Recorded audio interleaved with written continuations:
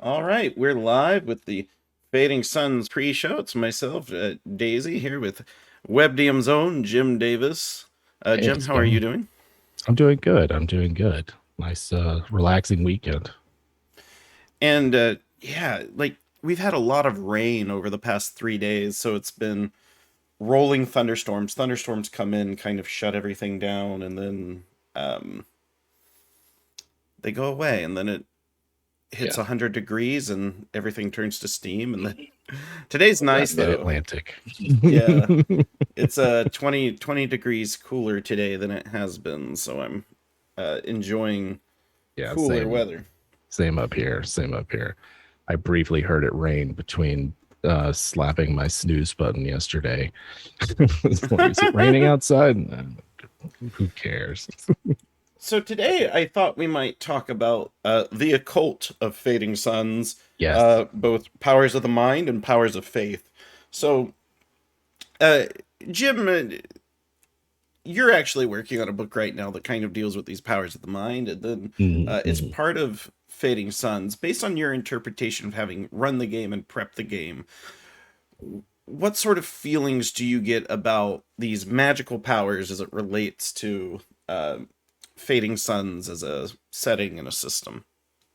Yeah, yeah. I mean, it very much fits into the like Fading Suns is a sci-fi game, and it might have these like fantasy trappings with it, right? Like it might be like swashbuckling nobles and things like that. But like I think at the heart of it, they want to present a setting that's like we can do it all, right? Like we can do the Cold War against shape changing aliens. We can do political intrigue. We can do your 40K style big shoulder pads, big guns, kind of space action.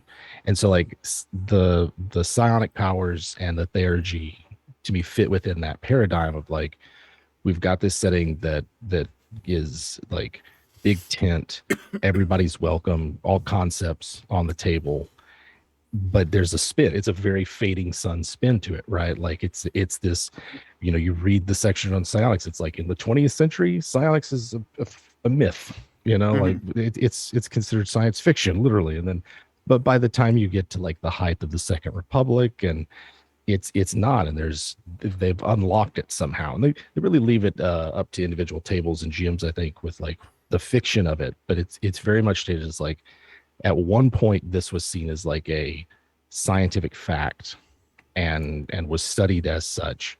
And like a lot of things in Fading Sun, the the like the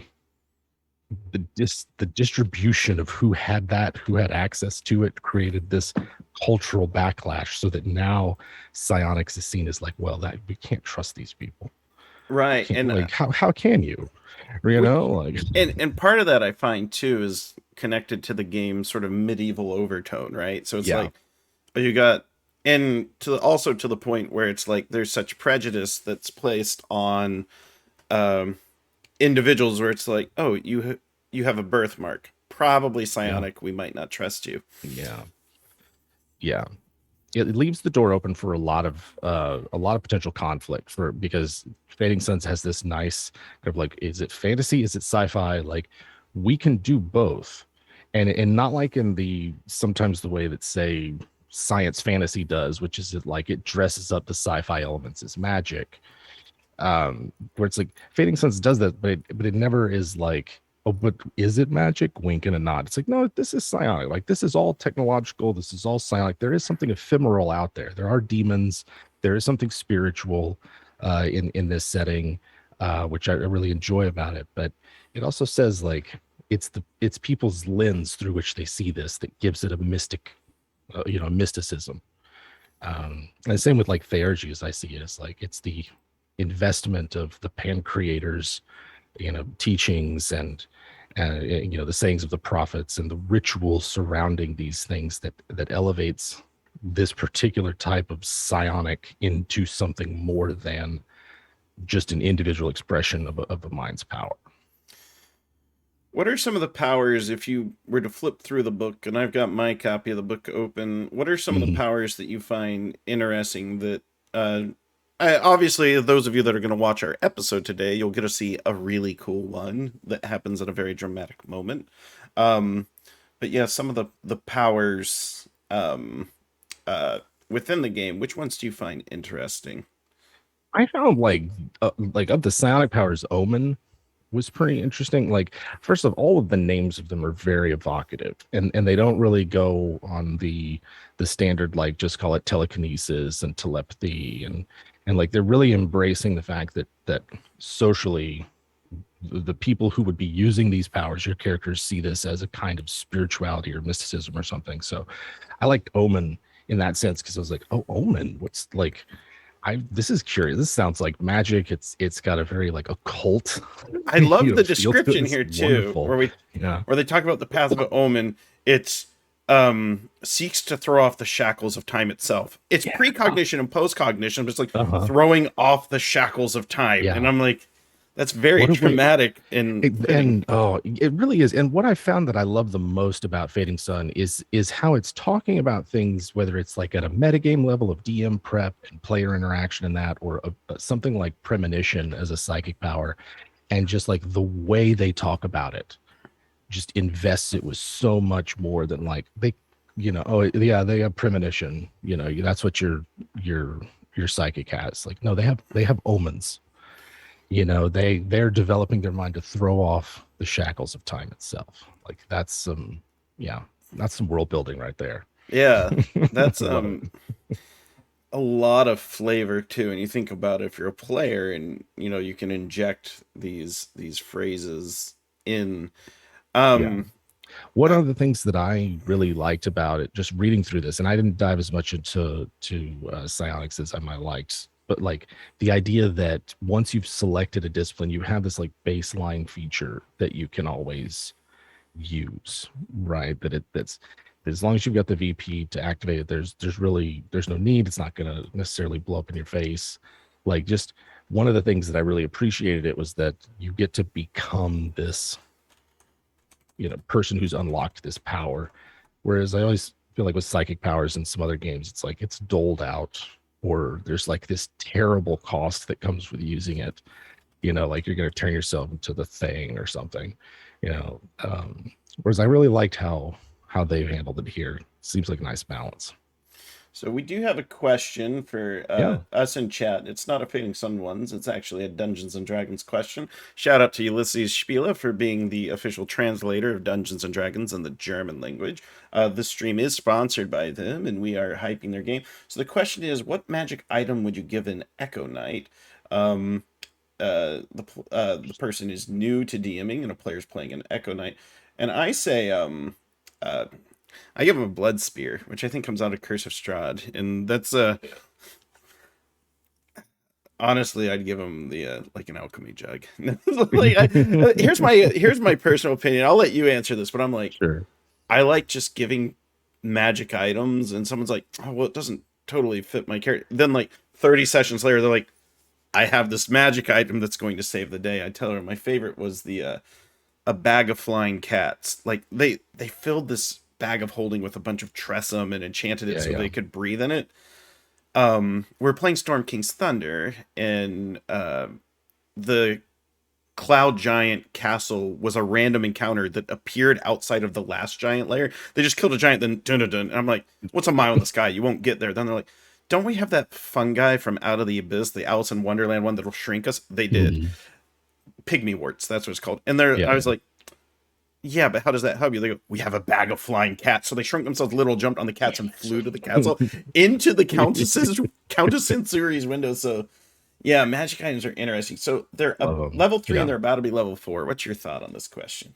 So like one of the things that I like about Echo Knight is like the idea that you're like, you're tapping into these variants of yourself, these alterations of yourself. So it'd be cool if there was a way to access that from a role play sense without needing to use like character resources.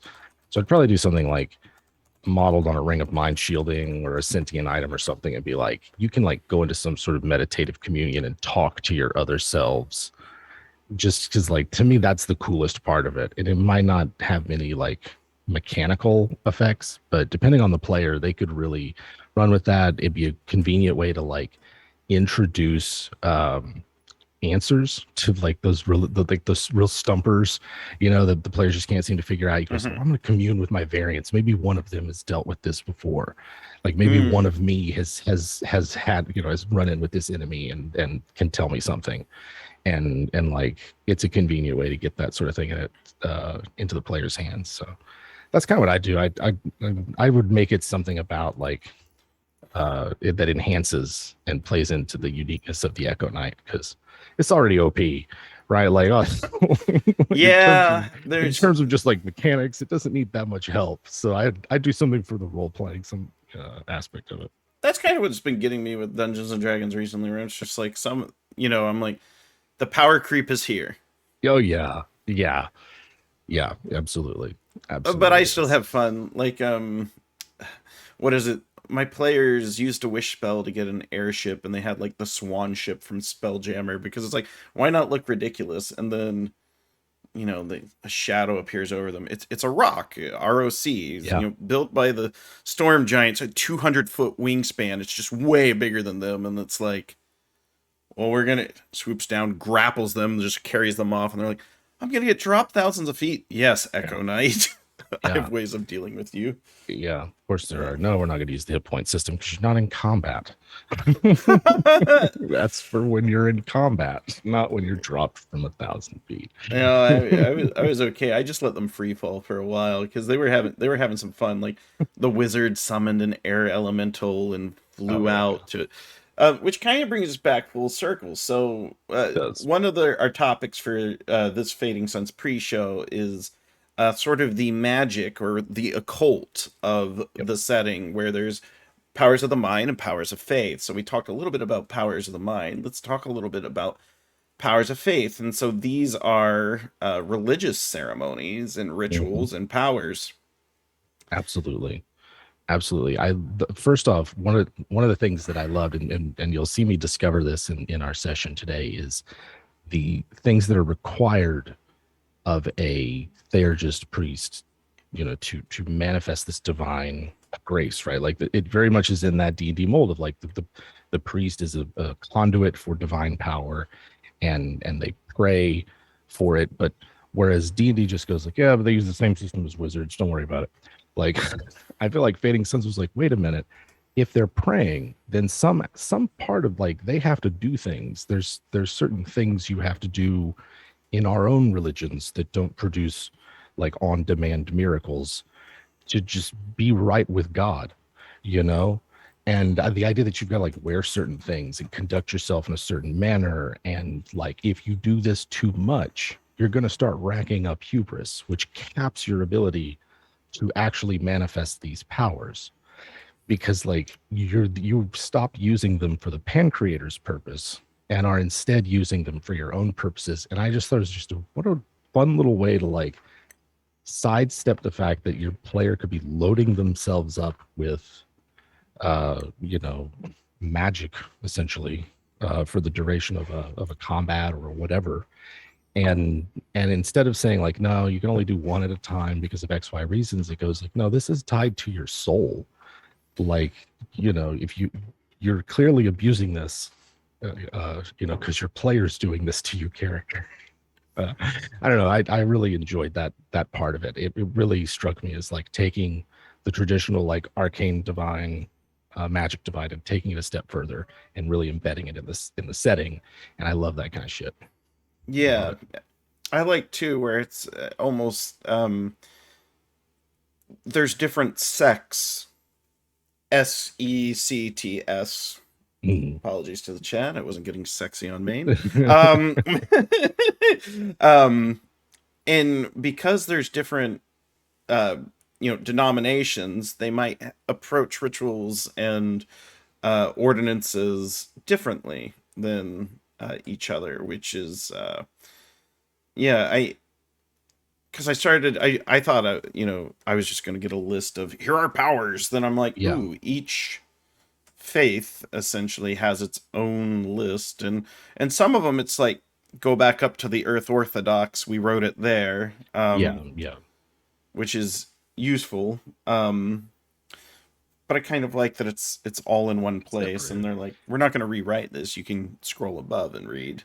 Yeah. It's sort of like they have an ecumenical list of rites, sort of like every priest gets, I think, like at least all the ones that have theurgy, but then their individual liturgies are very specific to what that different faction of the church does. And like it's really kind of cool. Like they seem to all have some sort of shield of faith thing, but what our brother battle does today is a bit more than that. So it's a I really liked that it's very specific. It reminded me a bit of other systems where you have a very short and very you know dedicated spell list. There's only like 9 powers for each one. It's not like this massive thing that you got to keep track of. It's just what are the things that you're going to be doing as a priest type character in this game that could be supernatural or miraculous, and like they're not always guaranteed. Like you could mess this up, you could fumble, all kinds of bad things could happen. You could not have the VPs to overcome resistance, especially if you've been like calling on a lot of prayers or theurgic powers and the like. So it's got like an element of uncertainty to it, but it's also very like focused on um, what it is that these priests are about. I really like that. And I think using this as a segue, something I noticed in this last session is it almost seems like every character has they have something really I know this applies to most RPGs, but it's like they have something really cool that they can do that can kind of flip the narrative or change the course of the game. We won't give spoilers, but I felt in this final episode like, oh, I can push this button on my character sheet and it's going to create kind of a weird unusual scene and turn Mhm. things on its head. So um Yeah, there does seem to be a lot of that for each of the types, and like with the way the VP spending works, and how a lot of the way that like the roles seem very open ended in what you can accomplish with them, and that's on top of like before you start spending weird to like really yeah. expand what's possible. It seems like there's a lot of room for narrative control, depending on how well you roll.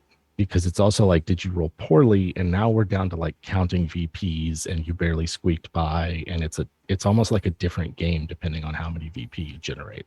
hmm We all rolled very well, so we had tons. No. I don't think I rolled less than an 18 the entire time. Like all the ones was like, oh yeah, they're gonna try to oppose you. No, they're not. No, they're No, not. they're gonna lie down. That's happened in the past, like That's sometimes few how it RPGs I goes. played with RNG, where it's like just no. I mean, the game master rolls poorly, and Yeah, that's that. it really does. Like if you and it's why like a one shot is interesting to test out a game, but you really got to play a few sessions to get a feel hmm for it, because you could just be having an off night and the system hasn't like pushed back. There's some games where it's easy for the system to push back, and sometimes it's harder. Not that it's a problem. Sometimes it's just fun to just watch characters just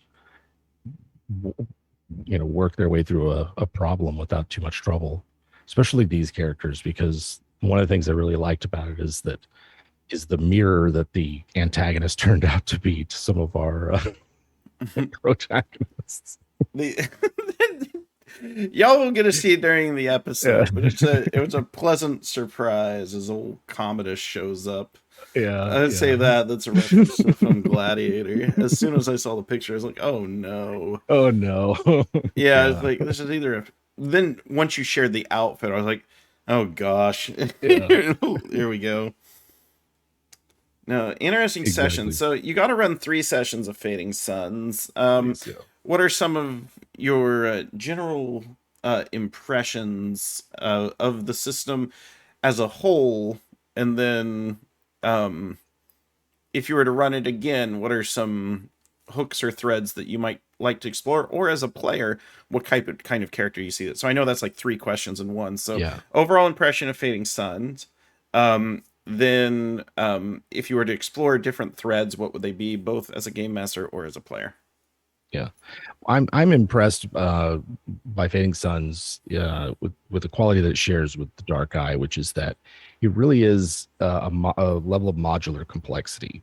The base game is 5 steps, right? Like you combine your trait and characteristic. You have a goal number, generates VP that overcomes resistance. If you've done that, you've won your role. And then it builds on top of that in these increasing levels of complexity that are pretty easy to digest. The tables and tools and references are pretty handy. They're where you expect them to be. The rule books have a quality of no matter where I turn, there's always something useful to me. I can flip to a page, and even if I don't have time to read through a bunch of text, there's probably a table or something nearby that I can look to give me something to go for in a moment's ruling. And when I do have time to read it, there's a lot of utility and like inspiration at once packed into the text itself. So I found that I just liked reading the rule book, and it's been a long time, a really long time since I've just enjoyed flipping through an RPG rulebook the way I have both Fading Suns and Dark Eye from last year. So I really like that. It'd definitely be a game that I run again because of that quality. And I think if I was gonna run another game, there's a part of me that kind of want to like flip the script a bit and say like a Fading Suns game as presented out of the box is like a Pilgrim's Progress. That you are a small entourage of comrades in arms or noble entourage or compatriots on the same mission or something like that. And like that's a culturally embedded specific thing to Fading Suns.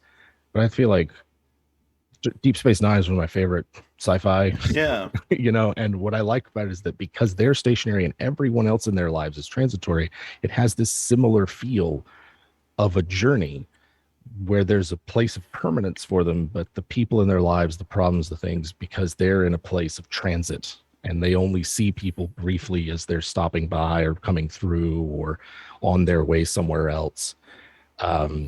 That it still has that quality of a journey that makes for good. Like every now and then we shake things up and do a different kind of game session just to keep it fresh and interesting. Something like low key. I'm interested in like the cracks and the bottom rungs of Fading Suns. Like I mentioned, how the society works and what life's like for like just the average muster, Mhm. gilder. What's their what's their day to day like, that kind of thing. And we've got a few minutes before the stream starts, but do we have any questions from those in chat? Go ahead and ask us either about Fading Suns, any of the projects we're working on here, or upcoming shows. A reminder that this stream is sponsored by Ulisses Spiele. Check out the current crowdfunding campaign. If you can't support it, one way that you can is by sharing it on the socials, on your Facebook, on your Twitter, on your Etsy, on your Pinterest, on your LinkedIn, on your Tinder profile, your Bumble.com. Just boost Put this. a bumper sticker, yeah, in your front Yeah, window. Yep. t-shirts. But we definitely appreciate the support and the opportunity to play this game. From Ulysses, they sent me the physical copies, and it's a Yeah. gorgeous collection. 3 core books and the supplements, the player folio, etc. There's some cool stuff coming out in this new fundraiser that they got going on too, right? Like there's like a Starship book, and it's more than just one thing. Yeah, so some of the things coming up, they're going to cover more factions of the Empire. So currently, like a lot of our campaign was centered around House Hawkwood, and they come out with these Imperial Dossier books, so you can learn a lot about a faction.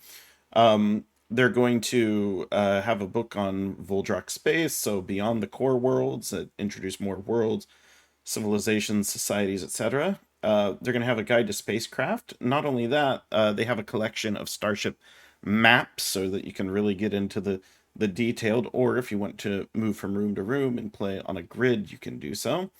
Um, they they have a set of dramas, essentially a collection of stories and adventure hooks from the hard times of Hargard, coming out. We had a brother battle played by the Noir Enigma in our campaign, and so the brother battle book is part of the crowdfunding as well. I mentioned the deck plans. They'll also have some more play aids, play mats. They'll have play mats for specific factions such as House Hawkwood, the Earth Mhm. Orthodox Church, etc. Yeah, so a lot of cool things coming Cool, down the cool stuff. A lot of pipeline. good support stuff. Yeah. And then naturally, say, and I know some folks might say, but I don't have the core game. uh why would I back the supplement? You can actually choose tiers where they'll send you the set of core books as well as the new materials. They have it at both the print level and the PDF level, so you can get digital copies if you'd like. Some of them are combination PDF and physical. So there's a lot of options when it comes to Yeah. supporting Fading Suns currently. Oh yeah. So we didn't get into it too much, but it the impression I got in playing the game is sort of the disparate technology levels. Yeah. Yeah. It was something that like I had to cut off a whole bunch of stuff that I had loosely uh, prepped for because mostly for time, but I wanted to really get into that. I love it. There's the back of the GM's guide, I think, or maybe the universe book has like an appendix of tech levels, and it's written from like a church's perspective of like how they view each of the very like there's like 6 or 7 maybe tech levels, maybe more. Um, of like okay, up through 4, you're fine. This is up to like the early 20th century essentially, Mhm. is what we're talking about. And then the further you get into like information age and atomic age and like space travel, those are TLs 5 and 6. Like the church is like, nope, this is when bad things start to happen, and like just the societal disruption of technology is too much. And then they create this doctrine of technosis, which I found really interesting. Yes. Like each piece of high technology has its own particular type of technosis, so that like, blaster weapons are destructive. They bring out your destructive side and encourage that kind of thing. So, um, yeah, there's a lot. It's a complex setting, and like everywhere you turn, there's something there and something that's like presented with an eye towards you can use this in a game. You can do something with this. It's not just useless background detail. Yeah, lean into it. I thought it was interesting, like they described the temptations of technology, and it's like Mhm. I'm like I love the religious slant on it. It's like that's a temptation. Yeah. Um, I also like, I'll say, from an organizational standpoint, I like how each chapter begins with like the patron saint of the chapter essentially, and like a Yes. stained like I like seeing stained glass artwork of astronauts because it's like It's really part of, cool. Yeah. yeah, it's like that's their saint, and it's an astronaut spacesuit and all stained glass Yeah. window Yeah. of Remember it. Your NPCs know who that is. it. All right. Well, Jim, thanks for joining us. We're going to get on with the A show. pleasure. As always, it's a pleasure. Do check out WebDM on Wednesday, and we'll be back on the 24th of this month. We'll be playing Picaresque Roman, which is a Japanese RPG. And stay tuned, folks. We're going to turn on the final episode of our Fading Suns miniseries. Again, I've dropped links in the chat. If you're just joining in now, I'll drop it one more time. Um, do click on the links and support our sponsors. This is a broadcast sponsored by Ulisses Spiele. So for Jim and Daisy, we'll catch you on the flip side. No post show, but enjoy the episode. Enjoy. Adios.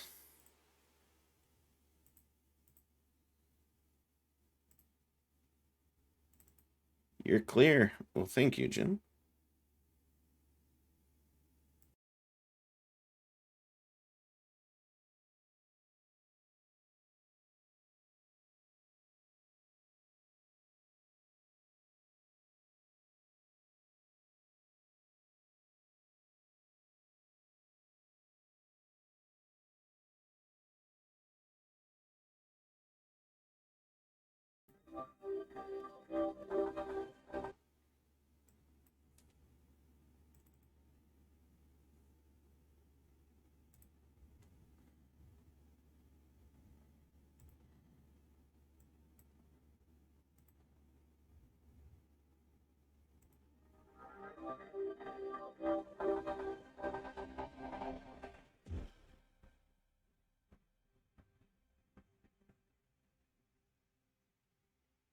Hi, everybody. Welcome to WebDM Plays. I am Jim, co-host of WebDM and GM for this game of Fading Suns by Ulisses Spiele.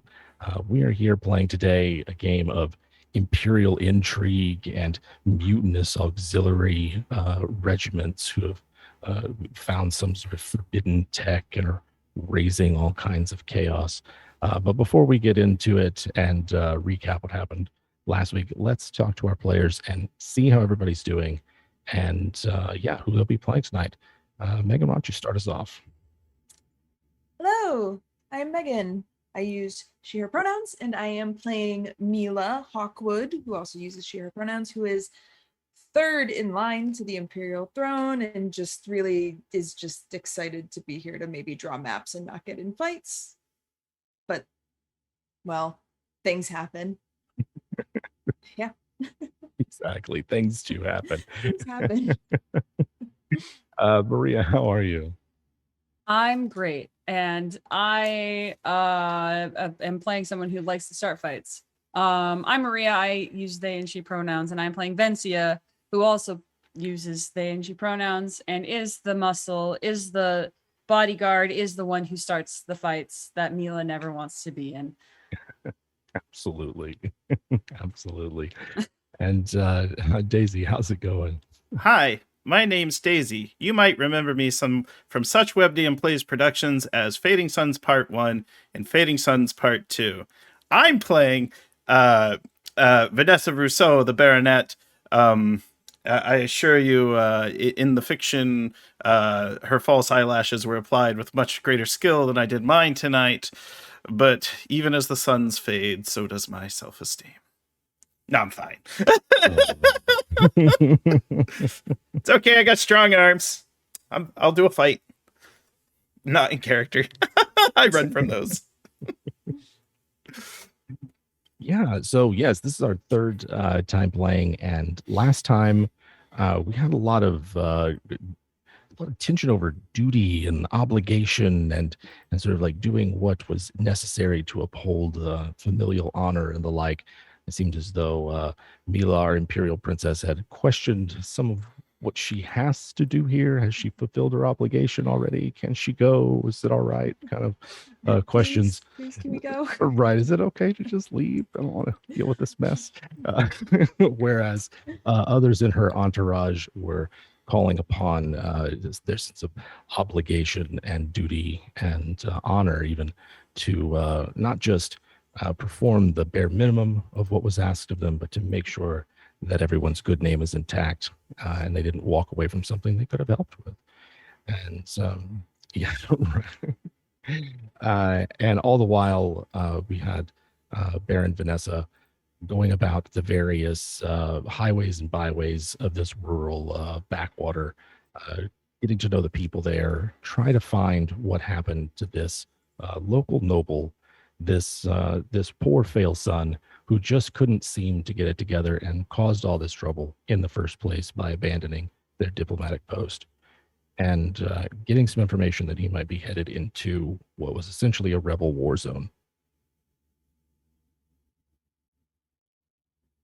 And then I think I almost forgot what happened at the very end, but at the very end of the last session, the ceremony which Mila had been to, sort of arrived at to present a tribute to, part of sealing a deal of peace between peoples, was interrupted as the brother battle spotted a mercenary that they had seen earlier at the Star Dock, who was connected with all of this, as well as with a group of these rebels where the wayward son Valentin had headed into, and very quickly started a brawl in which Warwick and Vencia were involved and took out 4 or 5 of the rebels and the mercenaries and immediately apprehended them. I recall there was a stun gun involved. I had a stun baton and a stun gun. There's a shock stick and something else, like what is it? An R something sleeper. They stun. They make stun happen. They stun. They stun. they don't kill. The other ones will, but these ones don't. Right. Vencia is nothing if not stunning. Exactly. Exactly. Stop you. Yeah. No. So all hell breaks loose at this, and we have Warwick there, who's got the first one sort of pinned. Vencia's taken down several others. The rebels that they were with, or the insurgents they were with, scatter. No one here is prepared for a fight. Like, it immediately escalated to stun guns when they were just sort of like trading friendly, drunken insults. And so they all scatter. The locals begin to scatter, and it very quickly, like, the place clears out because there were like hundreds of people here, right? Like, everybody from the surrounding countryside was coming here. There's like tables laden with all sorts of food and drink, and it's supposed to be like a big diplomatic event for this part of the world. And within like 15 minutes, it's pretty much just Lordian with like a handful of his household guards, and Lady Vilma with a handful of hers, and just like food just sitting there on the tables while you take your prisoners into one of the nearby buildings. We're going to sort of fast forward a little bit and pick up a couple hours down the road. What's happened since is sort of revealed that someone, wasn't quite sure who, but someone has been supplying the locals with the weapons necessary from a local source. It's not off-world that they're coming in, and that this source is nearby, and that these mercenaries that were apprehended at that brawl basically were paid to guard the place and just got friendly with the local insurgents. They were not particularly resistant. They and quite ready to talk, given the opposition that they then found themselves up against. And so the local authorities are here to essentially start rooting these people out. But Sir Douglas has arrived with disguises and people who can sneak you through the forest to find where this Valentin wild hawkwood was last seen, and apparently is hiding out. So they're all just, peasant clothes, that kind of thing. Dress up party. Yeah. All I could find. Hopefully it's would be acceptable. He introduces, several of the other. This is Nestor, our guide, trustworthy. And he drops all the stuff and leaves you, gives you some privacy. So I'm curious, the last time we had said that y'all were gonna, you're making your way through the forest to find this guy and essentially, bring him back. The Lordian hasn't stopped complaining about his nephew, right? He hasn't stopped complaining about anything. Right. Yeah, he's a real griper. But I'm curious as to what y'all's plan is and how you want to go about doing this. So we know generally speaking, from the people that we took in, that the wayward lord, Valentine is, we know where they were last seen. We know that they were in some way connected. I'm just making sure that I didn't miss anything big with all of that. No, that's pretty much it. You don't know the exact connection, but there's a lot of evidence that was pointing towards Valentine's connection with whoever is arming these insurgent groups who were locals who fought alongside the Hawkwoods, and then something happened and now they're opposed and waging this sort of guerrilla war against them. Presumably Lordian would know, but again, he's just really pissed off at his nephew. Neil is definitely very excited to dress up. Yeah. This is very fun. They got all kinds of stuff you could wear. Yeah. It really went all out. Yeah, she probably probably wants an outfit that looks like close to what Vencia, like how Vencia dresses, because like that's her exposure to like people who are not like high up in the nobility. It's just like, look, I look like you. Oh Let- no. Let's pause right there. Noir's actually coming. Okay, good. Okay. Good, good. Awesome. Pause. Awesome. No, it's all right. Okay. And we're back. All right. Yes, it seems out of nowhere. We've been joined by Noir playing Warwick Dane himself. How's it going? Yeah, Noir. it's going. Very good. Let's take this opportunity then to do a brief little flashback before we get back to what's happening in the aftermath of the ceremony. Because one of the mercenaries that Vencia and Warwick took down is still conscious in the immediate aftermath. A sort of gruff muster mercenary named Titus, middle-aged, just seems like the minute he's like, oh, it's a brother battle and my other partners are down, like just hasn't really put up much of resistance. But you've got him like in one of the outbuildings or something around here. Yeah, he's seems willing to talk. Smart. Yeah, whoever So- wants to be in there. So yeah, I think Vinci was taking the point on this. Okay, yeah, that's what I thought too.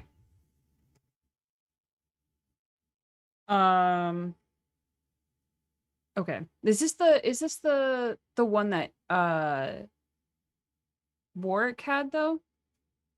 The one that Warwick had like in a It was the one that Warwick had wristicuffs? a wrist lock. Yeah, that is he's the one that is conscious at this point. Okay. I thought it was going to be both of you, but Yeah, I definitely that's what I thought too, but it could be okay. however you want to. so like I It's thought it like was the- going to be Warwick doing it by himself. Let's So see, this is Warwick, interesting was that it we're you? both Is in it this me? place. This is which one of us? I think Warwick is just going to kind of push him in the back, like push the back of this guy's head, and push him towards Vincia. Like, Hey, there's no need to get rough. No need to get rough. I'm I well, would, I'm I would recommend answering all of their questions. yeah, certainly. Yeah. All right, yeah, go. Yeah, whenever. Vencia's in the as that interaction is happening. Vencia's in the process of putting away their gun, but still has like the shock stick like ready, available. And she'll look at this terrible fool, and with like a very brief like eye flick towards Warwick, will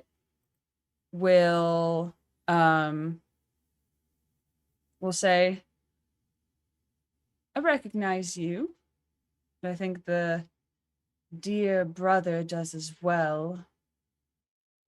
You were on the docks, right? When we got here?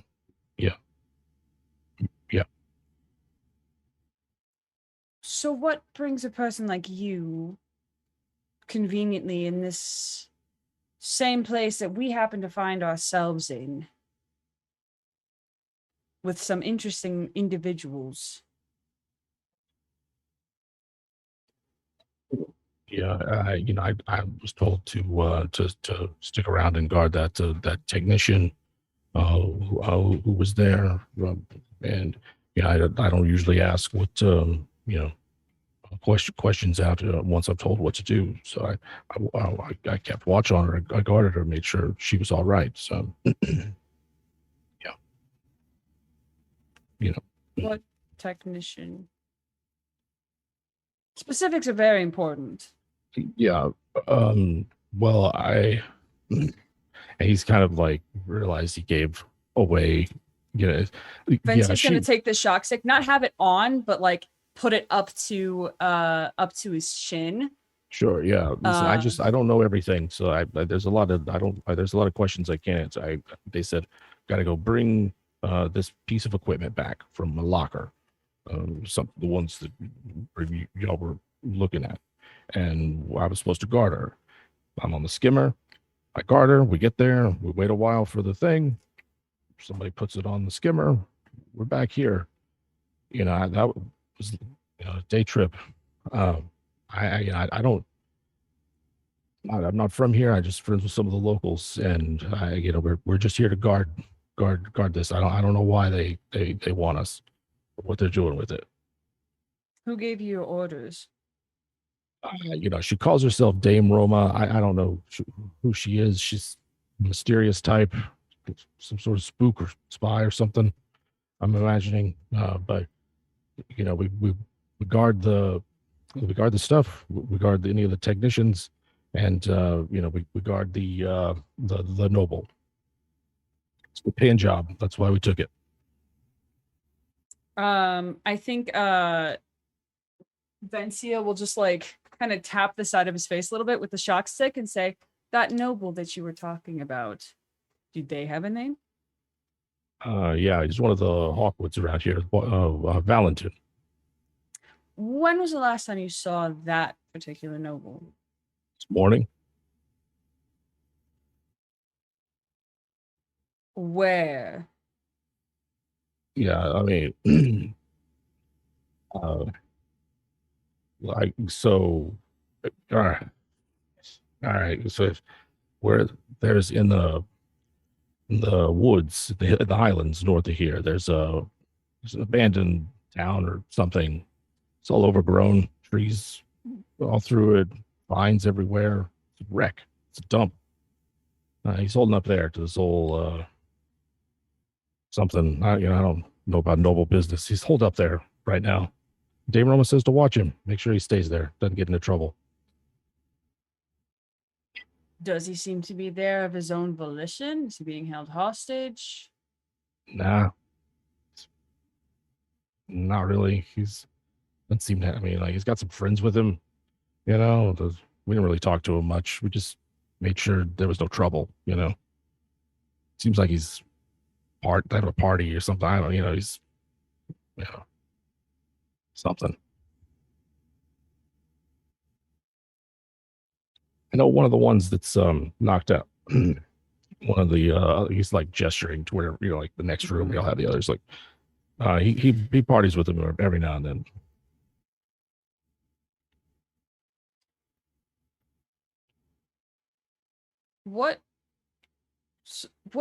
Besides having apparently just a very good time in an abandoned town, what other things has this Hawkwood been helping your group, this group that you are also involved in? Where is this, as far as you know it? What is this relationship between? Yeah, I know he talks to the Dame Roma sometimes. They go down to some cave or something. Don't really go. Some of the other guys they might know about it. I don't know anything about it. Got something to do with the guns.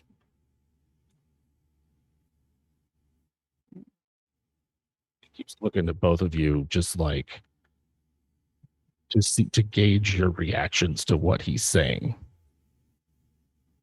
Or just keeping a very straight face with a hand lazily on his hilt. Vency is also trying to keep a very straight face. Yeah. Who are y'all? Can I ask something? I wouldn't recommend it, but He didn't say anything after that. Vencia, might I suggest retrieving Vanessa? There's a lot of activity going on outside after everybody clears out. Might be a good idea. I'll keep watch on this one. I believe Vanessa may have the key to asking a question that I'm certain that we're missing. Well, I only have one question for our friend here, which is, where exactly were you and your friends going to run to? Why? I don't know where the locals are running to exactly. They don't let us anywhere near where they stay. But we were going to run back to the ruined hab block where you know, that's where I'm staying. Oh, You're not gonna make. I don't have to go back there, do I? no, you won't have to go there alone, at least. If we decide to investigate this further, I'll be more than happy to be your escort. Thanks. Thanks a lot. Pleasure. Ventia, I think will just give them one more like tap on the face and point to Warwick and just say behave, and Vencia's gonna go get Vanessa. Okay. I'm gonna leave Mila out on her own. No, I'm Yeah. basically tagging Vanessa in, and I'll stay with you. Vanessa's in the middle You're of up. dueling Yeah. pianos like Donald and Daffy Duck and Who Framed Roger Rabbit. It's like Oh, a Vincia. handful of Right. people still left. Yeah. Trying to celebrate. Yeah. Encore. Vanessa, I do believe that Warwick needs your attention. What about? Apparently there's a question that only you can ask that will get answers that only he knows about. Interrogation. Go. He wants you to speak to someone. Need some assistance. Help the You brother need some battle. good words.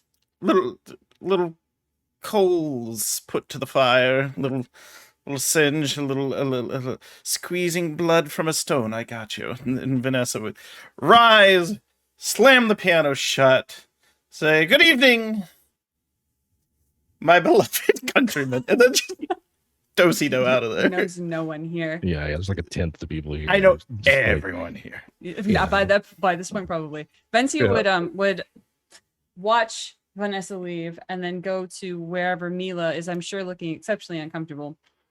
Yeah, And what's his name's found you again? Oh, no. no. Forget his Excellent. name. The guy, the son The The boy. sun- on the boy. cusp of manhood. Fantastic. Awesome. I will find Small- that situation. small. Is it just the two of them? Small boy. Excellent. Venci is going to come up to this, whatever situation is here, is going to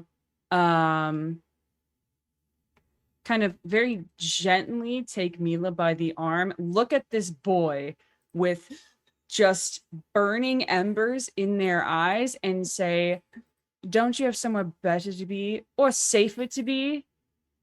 Kind of like unintentionally like pushing back my coat a little bit to show the like weapons that I He have. doesn't. He's oblivious to the subtlety.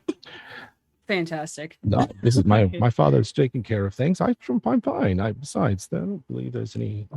Oh, Need but to I think alarm? there's Vencia, did you need me for something somewhere? I certainly Not do. here? Oh, okay. Oh. So we'll be back. I'll Oh, say, you're like, leaving. to be like, We're leaving. yes, Oh, but oh. Did you we'll be- not see that there was just people here who are not supposed to be here? We are going to leave. Yes, criminals were here. Certainly, my father will take care of it. Correct. Certainly. Oh, I'm sure that he could be capable of doing that, but I've never been here before, and so therefore I'm going to take Her I can Highness help. somewhere I can- else. I don't think you can. Goodbye, and I'm just gonna start walking Mila away. Yeah. He's like, oh. All right. I'll wait here. He's, sad. Sits down. Well, sometimes you gotta be sad, buddy. As they're walking away, Venti is going to say, "Are you all right?" Yeah. Are you all right? You think there was the fight? Like, are you good? Like, you didn't get hurt? Like, nobody hurt no. you? You're okay? No. I think we're going to be going. I think we are actually going to be going soon. There's just some, and she'll generally point to where Warwick and Vanessa are going to be having their discussion in whatever, like a shack or something nearby. Yeah. We should Yeah, there's just like an wait. overgrown landing field. If they cleaned it up, you could land something here. Yeah. Awesome. Let's go wait over there and see what happens. And then I think we're going to be going somewhere else. Probably find your cousin. Oh, do we know where he is? Well, we know where he was this morning. And we Oh. know who he has been talking to. Well, that's good. We'll go, we'll find him, we'll bring him back. My uncle will be happy. I don't think we your can uncle just- will be happy. Why wouldn't he's been I'm not great at reading people, but he's been pretty upset that he's been gone. So why wouldn't he be happy that he's back? Because I think that he has been doing things that have been purposely making this war last longer against his own family. Oh. So I think it's very important to find out why. Yeah, of course. So we'll do that. We'll find him and we'll ask him, and yeah, I guess that does my uncle know that we found him? Or are we just going to go and deal with it on our own?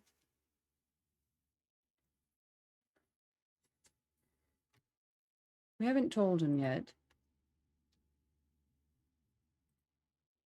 Well- Of course, couldn't hide much if asked directly, but I will leave it to you whether you want to tell him or not.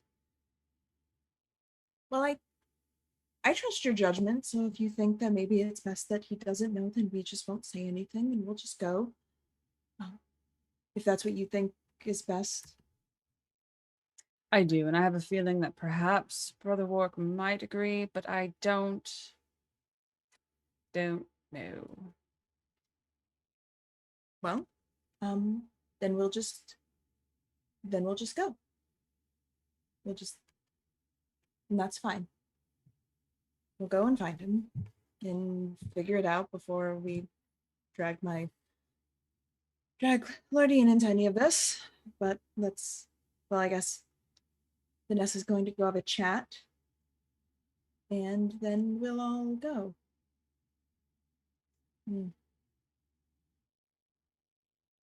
Very good. Very good. So y'all go and find a place to get ready to look for Valentin. So let's switch over back to Warwick and prisoner Titus, and then Vanessa will be joining them in this little scene. Yeah, it's Vanessa like comes out. Yeah. Like, lights shining in through the slats of the boards. I don't have any cool glasses like Warwick to show off. I guess I could kind of like Geordie LaForge, but it's not the same. Yeah. So Vanessa enters the scene, pulls out her Machow Ripper, lays it on the table, puts her boots up. Listen, Boots up. What are y'all working for? Cape falls open. Rapier, shiny, shimmery hilt of a noble house.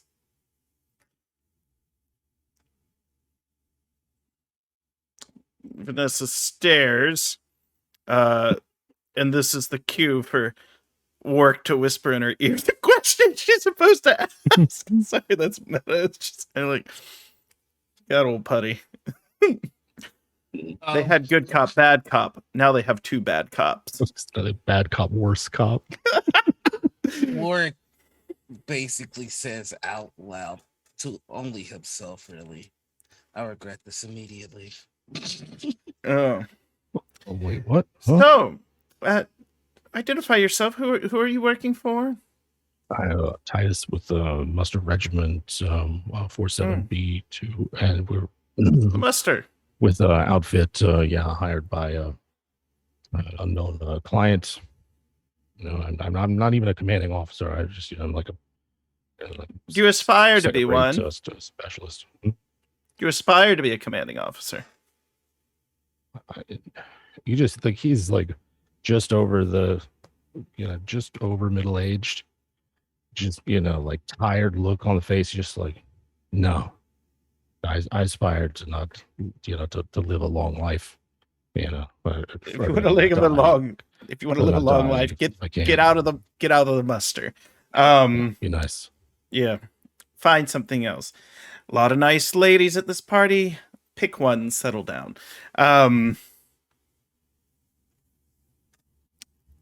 Vanessa, That sounds nice. Because I have no talent for political intrigue or noble ambition. So I haven't been able to decide whether this man will live or not. Oh, let's see. I think if we kill him, here's what I think. Are you a God-fearing man, Titus? Of course. Free of all your sins lately, you've confessed them all? No, but I will. What's your biggest regret from the past 24 hours? Oh, it's definitely mouthing off to our Sir Brother Battle here. I did not mean any disrespect by that at all. I tell you this, that good brother Battle, clean conscious. He could kill you now. It seems like it. Conscious is still clean.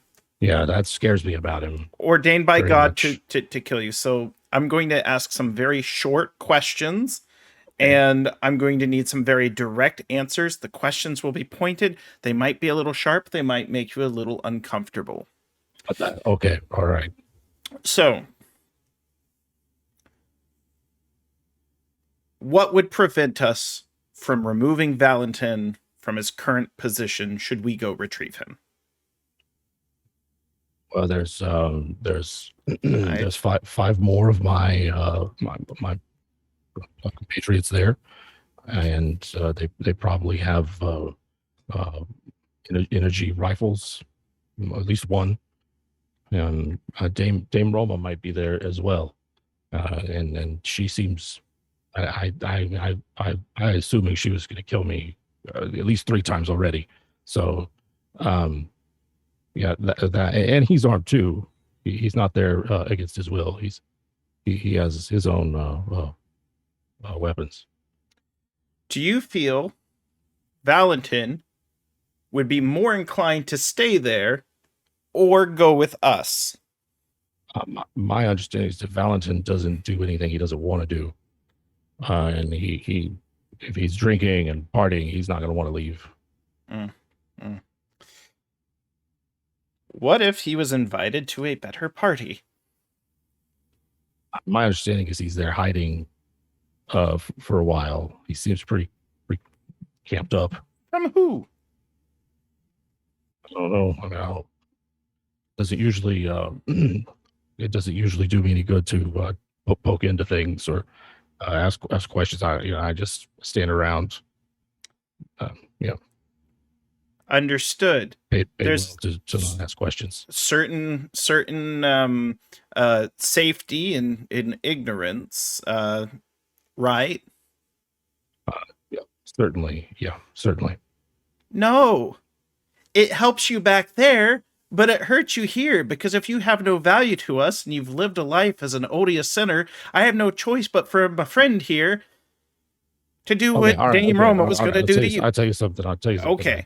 I don't know, but I suspect. I think Dame Roma's part of the I think she's a Jacobian agent. One of the Zekados spies. I got a hunch. Got it. My friend, you've just earned yourself a treat. I'm gonna grab like one of the half finished bottles of booze that's on a nearby table, and I'm gonna pour him a glass and then offer it to him and say, my brother, I think we can let him go. If you choose to let him go, I mean, his sins are still heavy. I'll go see a priest right away. I promise. Like I'm not, Yes, and when you do, we're gonna want the name of the priest, and when you saw them, here's my number. You can get in contact with me because we hold you to your word. Okay. Vanessa seems to deem fit that you live. So you live. Thank you. He takes a drink. Walks out the room.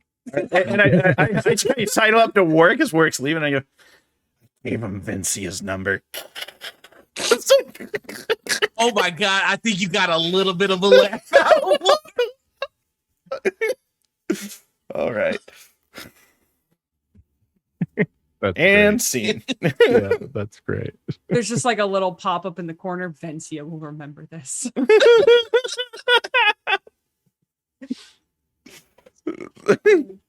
Awesome. It's like a 3 a.m. sad call. I did it. Well, thank y'all for letting me Please roleplay don't that out. kill me. Please It's been a don't little have while me. since I've interrogated a scared person. Hey, if Like, you want the the killing killing done, doesn't call Warwick or Vincia. If you want the words done, contact Vanessa or Mila. That's true. This There you is true. Very good. Mhm. Yeah. Awesome. So that brings us back to the present then, as Sir Douglas has dropped off all the gear and outfits and costumes, or disguises rather. Y'all are going through them so that you can not stick out as you're venturing through these rugged wooded highlands. Well then, allow me to Subtle. Gear up. Subtle. Okay. That's a bit of better gear up seats. It's commando. Meal is very excited. Yeah. Probably like too excited for what is happening. That's Right, like, she yeah. doesn't get it. Because there's been a lot of activity that's gone on since then. There's been several hours since the ceremony ended and all the people left after the brawl. And it's really like, in many ways, Lord Ian has been like, well, now's our chance. We're going to like round up the militias and go get them. And so while it's not like exactly immediately in y'all's way in the sense that you're going to be heading directly into a war zone, you're sort of headed into the side of one. You're adjacent to it as various groups of like essentially local militias deputized by Lord Ian and Lady Vilma and others are, suing these rebel militants into their bases, and so you can hear it, occasionally firefights, shouting, that sort of thing. But it's not like you're gonna be walking into machine gun fire or anything like that. Certainly hope not. Right. It's like no man's land or anything like that. It's just there's a lot of activity going on as you'll take off. Like every time there's a firefight, you just hear Ward going, guns.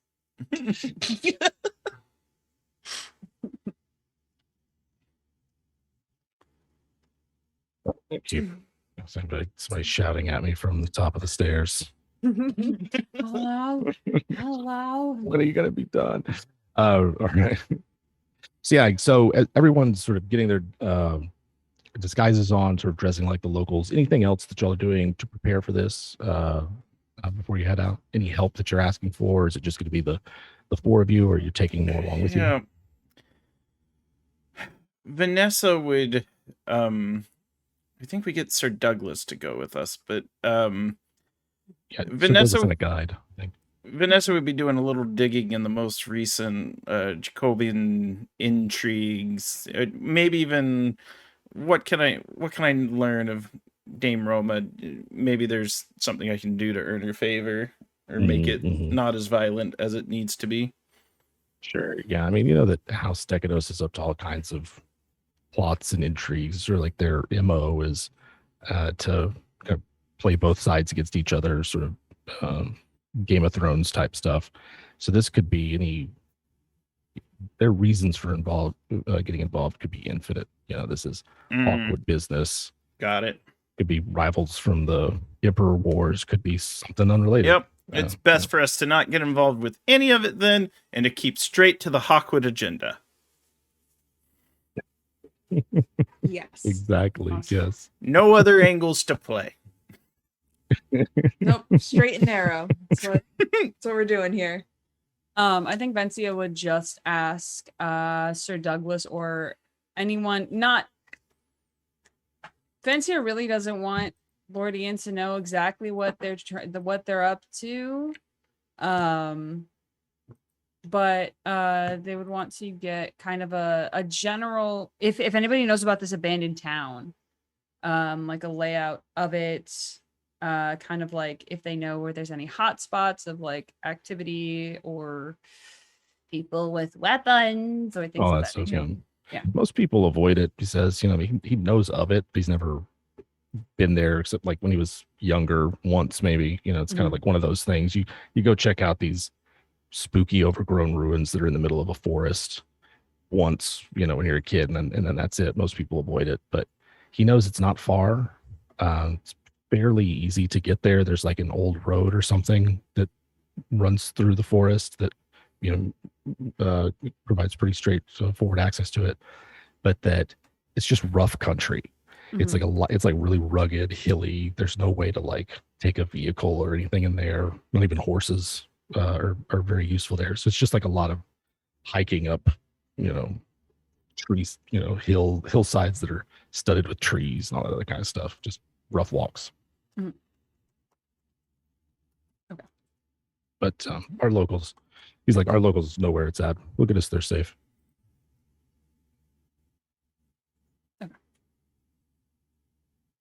So he can come with you. Sorry, I was distracted a moment ago. But No worries. is there any other precautions that y'all are taking?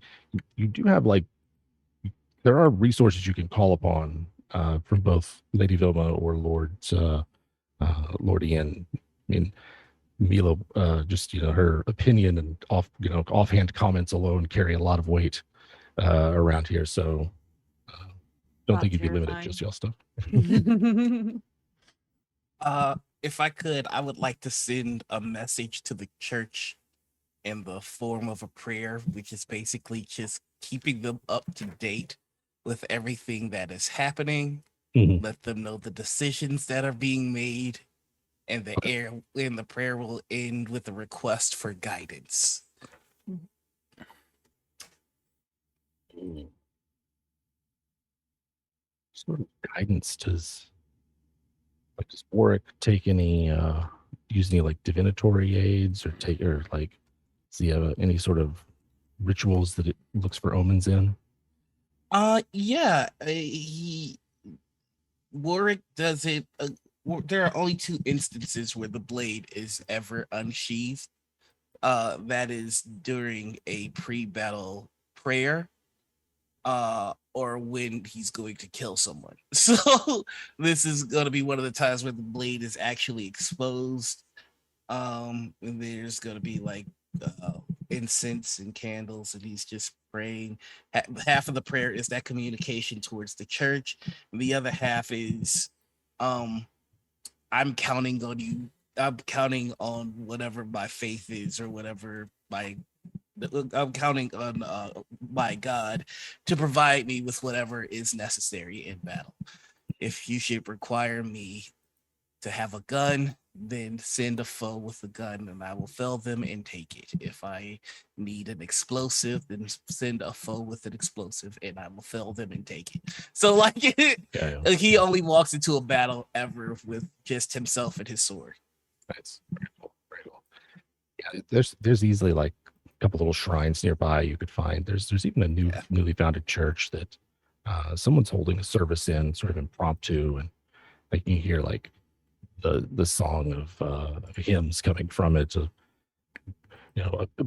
martial one, perhaps one that instills a bit of valorous spirit as it's being sung by the parishioners there. But yeah, you could tell that there's something going on. There's definitely a buzz in the countryside as y'all are getting ready. And Sir Douglas is there. He's dressed for the occasion. He's not wearing heavy armor or anything like that. The guide seems ready to go. And if everyone else is, then there's a little foot trail to the north of the settlement that they'll start at. Yeah. This one's I would like a sword. I have on my character sheet that she has a sword, but I just like get all like in my civvies and then just be like, I would like a sword, please. Yeah. Certainly. I'm assuming y'all have a lot of your sort of adventuring gear. This time has been spent like unpacking it, getting it all ready. Mm-hmm. They've got some stuff here you could borrow or use. Do I know how to use a sword? You don't know how to use a sword, but you know how to wear one. I got one. It was pretty cool. So Vanessa is going to attempt a stratagem. Yeah. Relying on a perk. Mm-hmm. We'll see how this goes. It may or may not. What if they have, it sounded like 5 hombres and possibly an energy rifle as a form of defense, I believe. At least 5 others. I'm looking at the Rabble Rouse perk, where I can exploit existing discontent among lower classes and fan it into a blaze of anger where they will arm themselves and storm a location with weapons, and they're just going to be angry. So I think if I can get them raised against these partiers and they can just sort of arm themselves and just kind of create a brouhaha, we might be able to slip in. I'd be like, you got all these party poopers. So I need to go to a public place and begin performing. I believe it's the rouse maneuver. Using you're trying to get like a bunch of the locals. Get them all riled up to storm where we're going. They're going to arm themselves and they're going to show them what for. It's going to. What's the general tenor of your argument? Like, is it like, I know you were talking like, let's go get those partiers or everything, but is it like resentment? Is it like bring them back to do their duty and obligation, or is it like to punish them? Like there's lots of different forms of mob justice. There are. So, if I had to guess, it the rally cry is going to be one house, one Hawkwood. Y'all got to come back. You can't be arming yourselves, having energy rifles, holding up in the woods. And if you don't rally to one house, one Hawkwood, we will take those rifles from you. You can't shoot nothing anyways, motherfucker. Yeah. Sorry. Yeah. All right. Okay. Let's do it. Yeah. There's plenty of people around both to rouse. Yes, and so let's see exactly how this goes mechanically. It's going to be a rouse maneuver. I'm going to have to check the little sheet. It's a performing arts lore oratory capability, which I have. Mm-hmm. And then let's see how it goes. Yeah, and then rouse. And let me double check. And rouse is. I don't see it on my sheet. Do you have the maneuvers handy? Or... Yeah, I've got the maneuvers handy. All right. Okay. So what am I rolling exactly? If you can tell me presence. Perform presence. Excellent. This is going to be very good. Have a mind resistance. All right. And then Am I able to use any of my victory points to help my roll? It doesn't. have- There's nothing I about not the have- impact. I know you can spend them to like increase the duration of an impact. Okay. The only thing that the maneuver sheet says is target is roused. Yeah, let me go through this too. So we'll go into the perks. So there's a couple of things. So they can be directed at an example of whatever evil I was speaking against. They'll descend upon them and they'll begin beating the folks there senseless and bring them back. So here are some other things. So the perk does not grant me legal or moral absolution for my actions. Likewise, there may be an attempt to arrest me afterwards. Likewise, the mob won't be exempt from punishment. Like the families of the mob may blame me for their actions. Right. So right. let's see how this to goes. action. And then it's basically just roll under. So I've got to roll let's see what you got. under in Yeah, 11. the roused state is essentially, it's not mind control. It's just like you stir their words and actions. Yeah. Let's see what you get. I did it. I rolled 4 under. Nice. Got 7. Yeah. Yeah, there's enough. Like, does it give a sense of scale of how many it affects or anything? No, Okay. it does not. All right. Okay, so it's like a mob, right? Like less than 20 or so. Maybe actually it's kind of a small mob. That's more like a gathering. 20, Hello, 50, countrymen. you know. But it's sort of like there's a lot of people who have this kind of like they came to our festival. This was supposed to be about unity and putting the conflicts behind us, and how dare they show here. And so there's people who are like willing to follow you. They besmirched the princess's honor.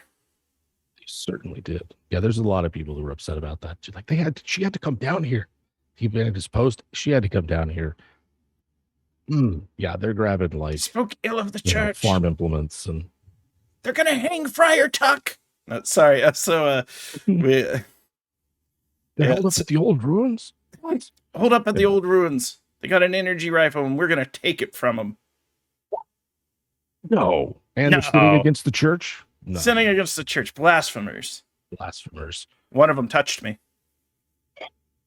That's a line from the Muppet movie. Muppet movie. Myth. Are you hitting on my girl? Right. He did too. He touched me. Watch So yourself. You'll get warned. Vanessa's rounded up a sizable number of them then, but by the proper mob, right? Not like a regiment or like proper mob. They're going to arm themselves with whatever weapons they can get their hands on. Cudgels. Yeah, scythes, cudgels. Yeah. Threshing flails. And bow staff, nunchucks. Right. So Vanessa joins y'all at this footpath to the north with a mob. And y'all are ready to set out then, yes? Yep. Nice. Yes. You have plenty of daylight left, so it's still sort of midday, and so Douglas assures you it's not very far, and you make your way out of the settlement, headed northward along this footpath. You're not gone very far before you sort of pass like hunting lodges, little cabins, the like that dot this footpath. But the higher up you go, the further you go, the more wooded it gets, the rougher the terrain gets. And you can hear sort of like echoing through these sharp valleys, like the sounds of fighting further off, like the next valley over. Occasionally an explosion will sort of like reverberate through the woods. But for the most part, it's been quiet where you're at. It's very heavily wooded, trees towering above you, lots of uneven ground, hilly terrain that you were walking through, and been going about maybe an hour or so when you come abruptly across like a larger path that crosses the foot trail you're on, and just immediately to your left you can see this ruins of this burned out village, very recent. Hasn't had time to overgrow or anything. It's like maybe a dozen or so buildings that had been razed to the ground. Trail continues. You could stop here if you like, or continue onward, or do something else. Just send the mob in through the front, and then try to slip them through the side. All their blood's gonna be on my hands. Are you like, yeah, are you worried about like an ambush or something here? I figure the idea is Vincent's always they're the worried about the decoy. ambush. Like they kind of draw people out, and Yeah. Okay, gotcha. You said that Vinci is always worried about an ambush. Hmm. Yeah. Are you like keeping a watch out? Are you? Yeah, I think Vencio would absolutely be keeping like several eyes out everywhere. 2 specifically, but like as many as you can. Right. Absolutely, yeah. Yeah, Sir Douglas as well. Imagine, like a lot of the people who came with you, they're not like their spirits haven't lagged or anything. If anything, having to walk this far to bring this person back to justice has only made them feel like more kind of resolute. But it sort of like does get a bit quieter amongst the group as you pass through this village, because just beyond it is this like part of the forest where like it's just shredded. It's like all the branches have been blown off by bombs or something like that. It's just sort of wrecked, and it seems fairly recent. But you catch your first glimpse of these sort of overgrown buildings just at the edge of this meadow of stripped trees. And it's like a wrecked automobile of some kind, just like rusted and completely just derelict, sitting in the middle of what seems like a stream bed, but has a very like flat sort of bottom, looks very straight and artificial, but it is sort of like rivulets of water running through it. It's just sort of like sitting there in the middle of this the stream bed is this massive kind of like vehicle of some kind. You guys know what cars are, right? They're around. It's just not automobiles. extremely common. Yeah. Mhm.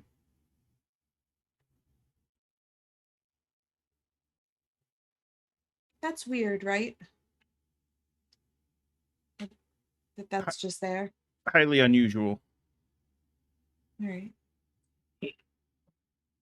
Yeah, it Vencio's is. taken a real good scan around the places that could see this one spot. Mhm, mhm. Yeah, there's a big open field that it kind of sits at the edge of. There's a lot of places you could look. There's cover if you'd like to hide as well. It's not completely you're not completely on the open, but it's fairly visible.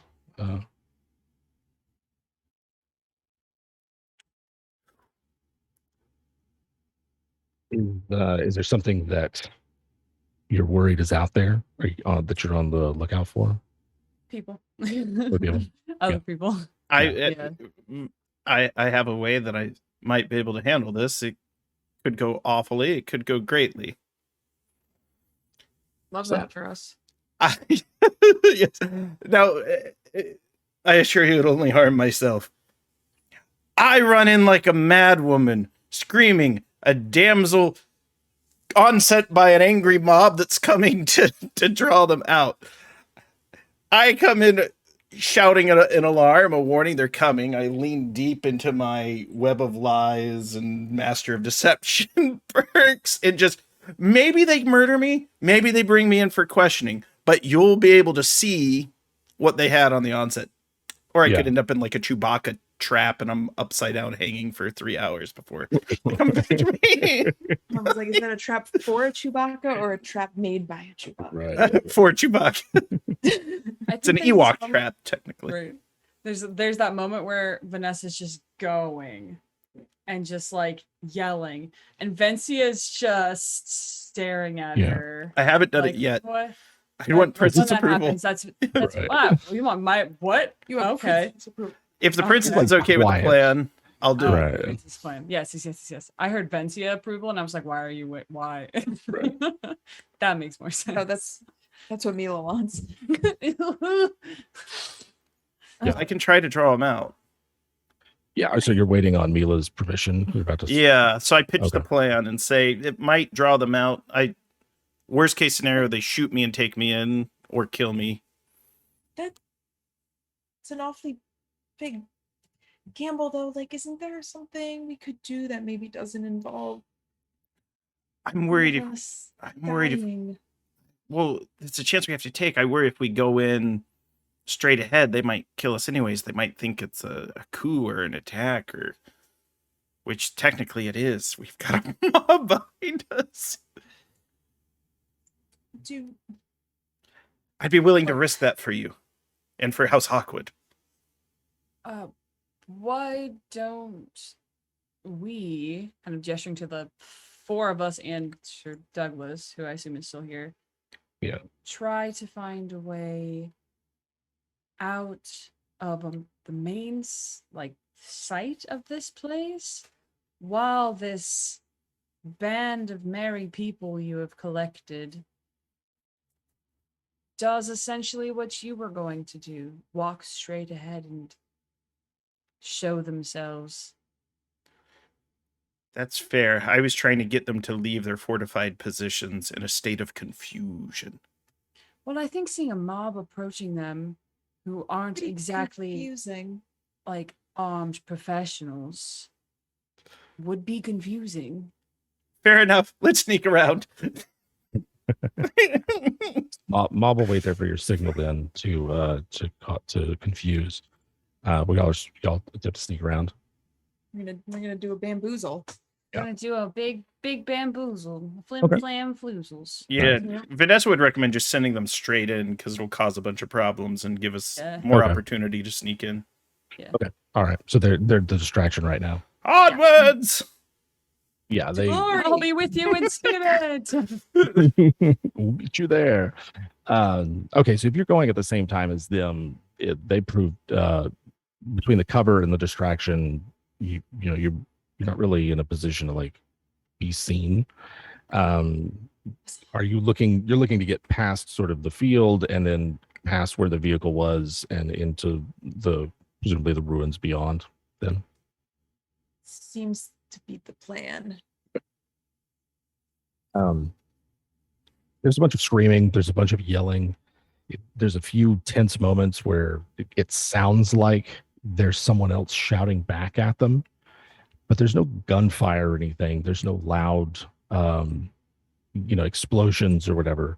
Y'all are sneaking through the forest, and right when the trees start, pick back up and sort of form the canopy again, there's this, these big shapes that are sort of just here in the forest with these sort of skeletons of buildings and structures and the like that have trees all grown all around them and through them. And, most of them you really aren't able to see like what's underneath them so much as tell them by the shapes and outlines and the like.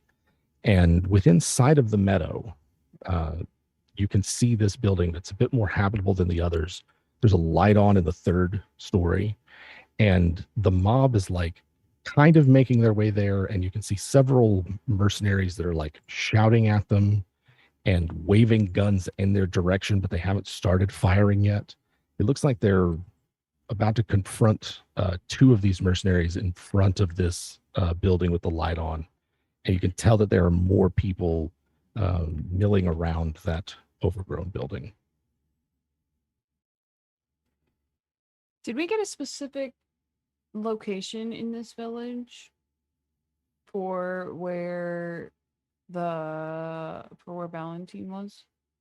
Yeah. Titus would have been like, it's this one. Here it is. Like he was not like trying to withhold those sort of details from you. Okay. And, is it that building? It's the only one around here that seems like it would be even, keep the rain out or anything like that.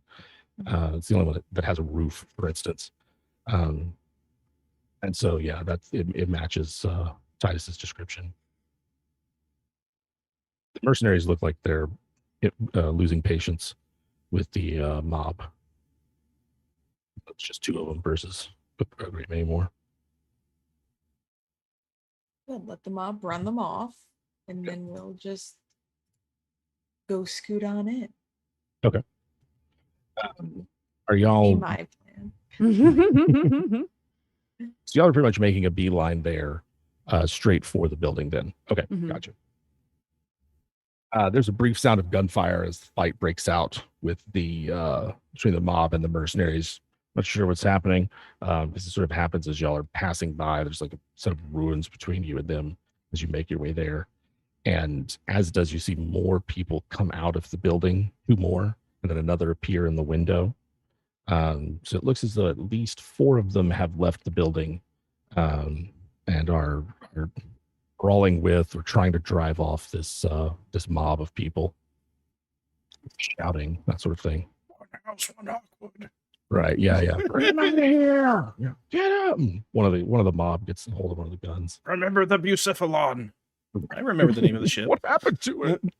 Yeah, why do we need to remember it? Isn't it so parked over where we Right. left it? You can see it from here. That's it. Right. And then there's a flash of light and the sound of a snap cracks through the air as a yellow orangish blast from an energy weapon comes out of the 3rd story window and hits the mob like square in the middle. Like one of them it was like sprawling, flying through it. Mila just instinctively like grabs Vencia's arm.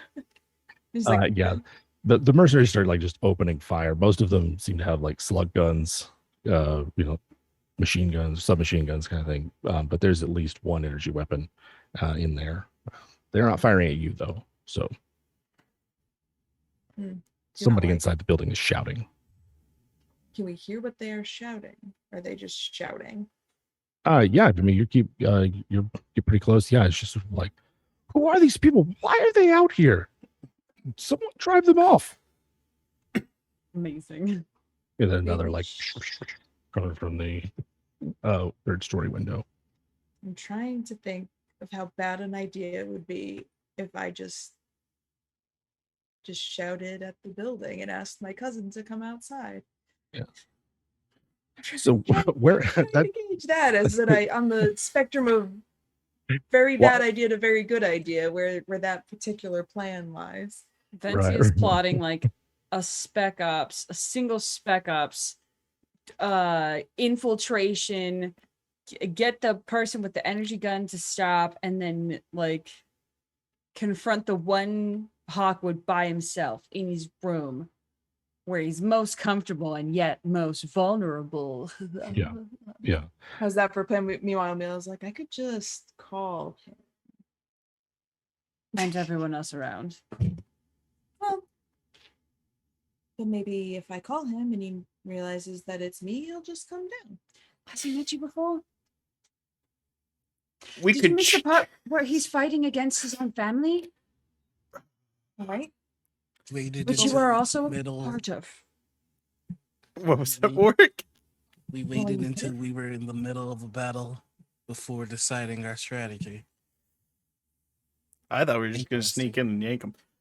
At this point, That's what I thought too. Vanessa's thinking, we go out and we help them drive off the mob, and then they'll invite us inside as heroes. Vanessa plays for Vanessa's team and no one else. Chaos Goblin. Sorry, Chaos Goblin. well, depending on, I guess they have an energy rifle. Like I'm assuming it goes like at the base of this rather large building that these blasts there- are coming from. Is there only one entrance? If I circumnavigate There's it, plenty of ways in. It's an Let's- overgrown room. let's- There's a lot of let's- ways in. let's get in there. We have nothing to do with this brouhaha. We have everything to do. Let's do a sneak, I guess. Yeah, at the moment it seems like the mercenaries have pinned down most of the mob, but it's not gonna, that situation is not going to last that long. It's just 40 there's a days momentary siege. stalemate. Yeah, Mhm. right. Vencia wants that energy weapon real bad. Why Yeah, don't you we can hear go it up to snap the like a front- snap, will crack, get and it for pop. you. Why don't we go up to there. the front door and ask them to let us in? Because they're defending it right now from a mob. That's what I Warwick's mean, doing. that's not a bad idea. Not a bad idea. We're gonna just get up and walk towards the entrance. Yeah, there's like there's the actual entrance to it. There's cracks and windows and other things you could climb in. It's sort of like a giant apartment Where block. it goes to kind the of. door. Somebody lift me through this window. Yeah, I stand on my back. Vencia wanted to go in through the side. Yeah, Vanessa will Warwick drop goes to on the the front. Yeah. Okay. Go ahead. Well, okay. I was gonna say Vanessa will run up to the side, drop into a 4-point position, and you can climb up onto her back and get through the window and sneak in because it's fun. And then I think maybe work goes through the front.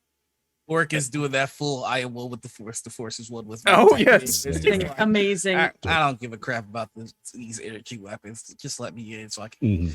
Finish the Amazing. mission and go home. I want Yeah, to yeah. I'm gonna break go the through the rifle. window with Mila. I want Okay. Warwick to break the rifle like Saruman's staff. Just Yeah. So there's But I like want it. two guys. So we'll sort of like Adorable. We will have it. I want the You will good get- please. right. Well, so you guys are coming in at an angle to this building, right? And you can get pretty close to it. If you're going in from the side, you pretty much can put buildings or ruins or trees between you and any of the mercenaries or anything like that. So you can get in from the side without reasonably good chance you won't be seen. For Warwick, if you're going at the front, there's two of the mercenaries sort of near the front, like standing outside, like on what would have been the stoop or steps or whatever building this was, shooting down at the mob. But the mob are trying to, there's like two of them shooting back. The mob are going to get up there eventually. But you'd be coming at them sort of obliquely from the side, Warwick. I think in that case, we will go ahead and kind of enter into a loose initiative, start with Okay. Warwick, and then see how everything else goes from there. So they don't see you immediately. So you can get pretty close to them if you'd like to. You would actually go, pardon me, gentlemen.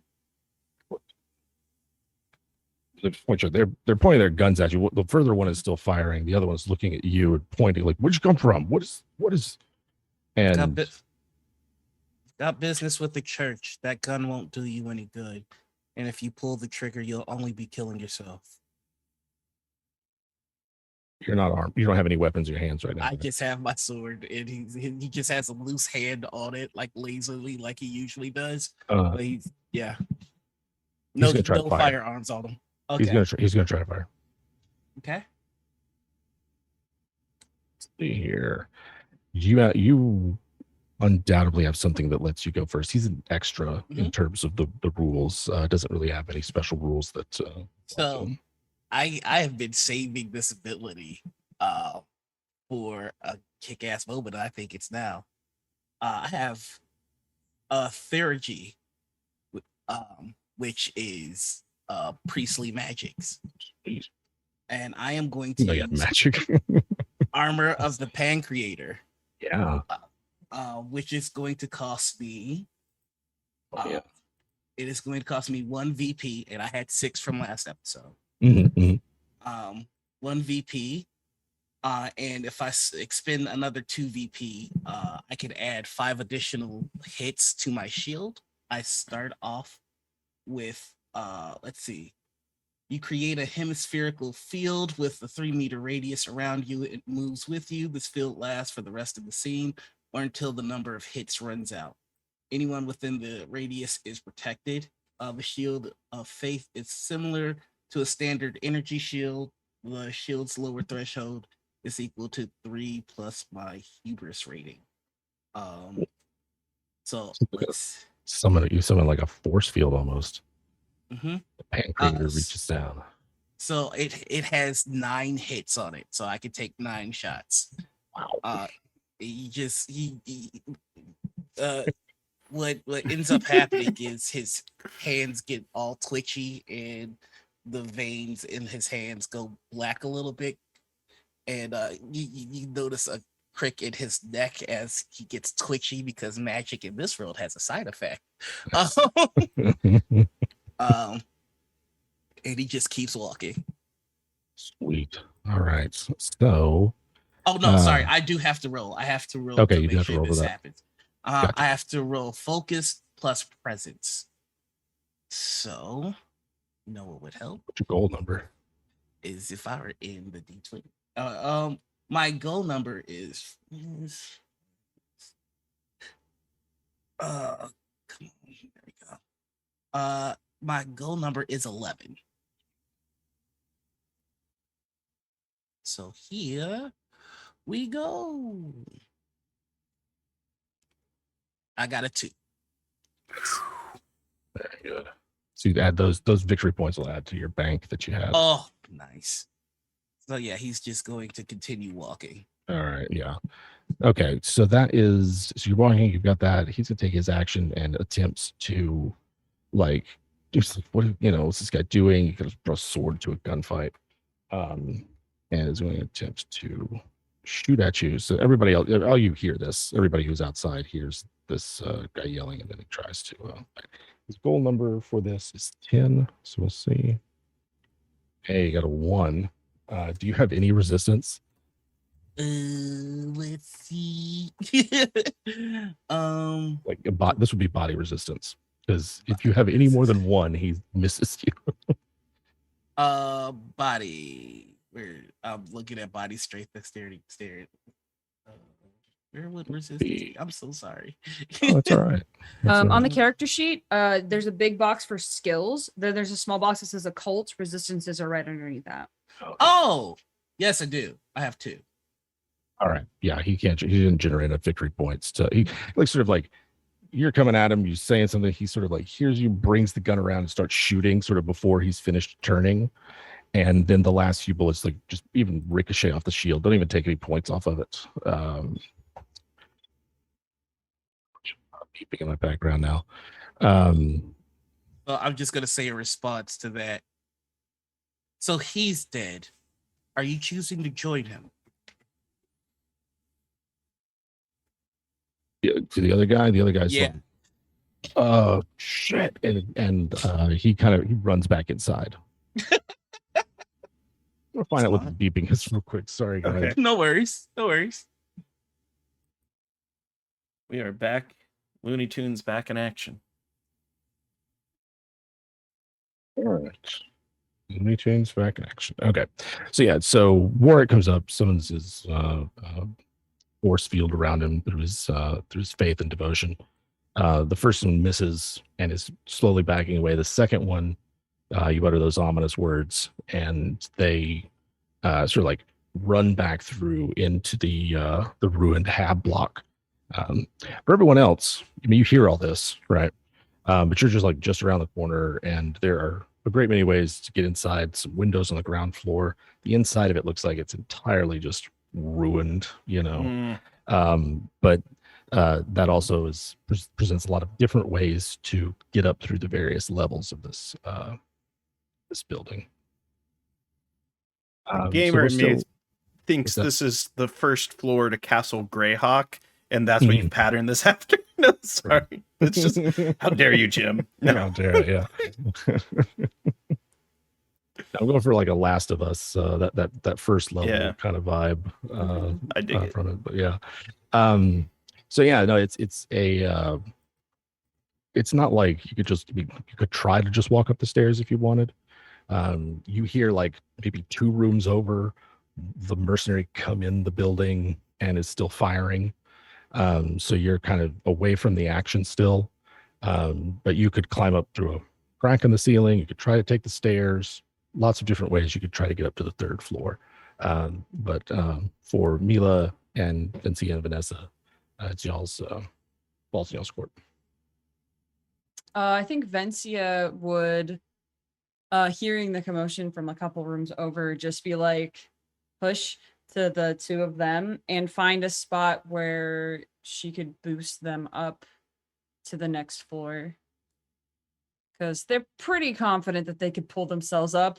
They're not so sure that Vanessa could, and they're pretty confident that Mila couldn't. But then again, I mean, they're not there 24/7 with Mila. Mila might have just been doing like a ton of like push-ups and pull-ups. Since Sure, yeah. I'll have you know, I do my stretches every day. No strength training, nothing. Just I do my stretches. I'm limber. Worked up a sweat. Right. There's plenty of places to provide a boost up. Vanessa suggests maybe she can try the stairs while you boost Mila. If anything, me being on the stairs would take any potential attention away from her. Okay. Let's take the stairs. Mila gets a boost up. Yeah, and then I'll pull myself up behind. Okay. You're so strong. That's like my only really big skill. Yeah. If you'd like to take 2 floors at once, I will let you do that for a roll. Otherwise, there's no serious or interesting consequence for not boosting yourself up, so we won't have to roll for it. But if you're trying to like take 2 floors at once, parkour style, that kind of thing, then I'd get some kind of roll, I guess. But it doesn't sound like that's what y'all are doing. Nah. I think we're trying to be safe. Methodical. Yeah. Gotcha. Yeah. Gotcha. Or Because as we're safe not as quite we sure can be. what's there. Like Vencia knows that somewhere Valentine is in here. It's somewhere on this floor, presumably. But we have one person said that there might be 5 people in here, but there might be more than 5 people in here. Yeah. You know? Yeah, at least 5, potentially more. Yeah. Mhm. You can hear him shouting. He's in the floor above you. You can hear the crack of his what's clearly probably a blaster pistol. Now that you've heard it a few times, Mhm. going off, and he's talking to someone, and the reply voice is just too muffled to hear at this point.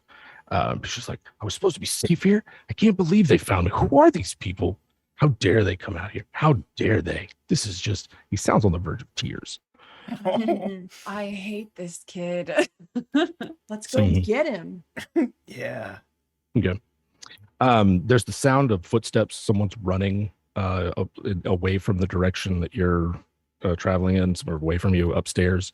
Can't really hear it. And there's still gunfire coming from downstairs. If all y'all are doing is sort of like moving methodically and carefully, that's about where we're at. We'll return and see what's up with Brother Warwick. Still one person out here with you, Brother Warwick. It's about God bless sword's length from you. All right. So we going? Yeah. All right. I am going to look at him and may you find peace where. Oh no, God, Oh, no. camera, no. Okay, so here we The go. holy symbol of Twitch. Oh, sorry. There it is. There it is. Okay. He just says, "May you find peace wherever you are deemed to go." And he's going to attack. We're doing fight plus strength. This is the first time he's pulling out his sword, which Do is that, or I think melee as well. If that's better. Or is that? Either, I Oh. mean, yeah. His melee is just a little bit better. So we can do that instead. So that's going to bring our 11 to a 12. Because he also has a +1 blessed holy sword. So This guy is going to he's going to try to use his action to dodge if he can. I don't think he's going to be able to. let's see if I roll Garbo. Not with an 18. I rolled a 10. So I'm going for the hands. I just want to disarm him first. Okay. Yeah, he tries to get out of your way as you swing. You got 10, generating 10 points there. Disarm would have been the same roll. Okay.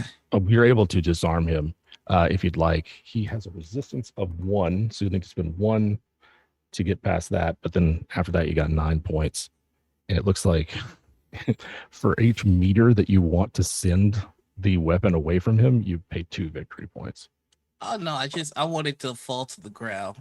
Okay, yeah. So I just like a so point I then. could just pick it up. And I go, hallelujah, God provides. He's like backing away. Like, he thought you were gonna gut him. You're not. I was like, what is he gonna do with this gun? All right. There's a sound of someone running downstairs. Nobody really can see the fourth mercenary that was downstairs right now, but he stopped firing. And it sounds like, Vanessa, he is trying to come up the stairs, maybe behind you or something, but he sounds close to where Vanessa is. Okay. Have I been seen? Not yet. I'm going to try to slip around the corner and maybe put a little pokey pokey in his backy, and he will take me exactly where I need to go. Okay. So you're sort of like gonna try to hide, and then as he passes you, Yes, get him. to the water cistern. I bring a vial of poison. Sorry, no, I don't. I'm not. Let's see. Where's this at? I think there's a sneak. This looks like a blend in.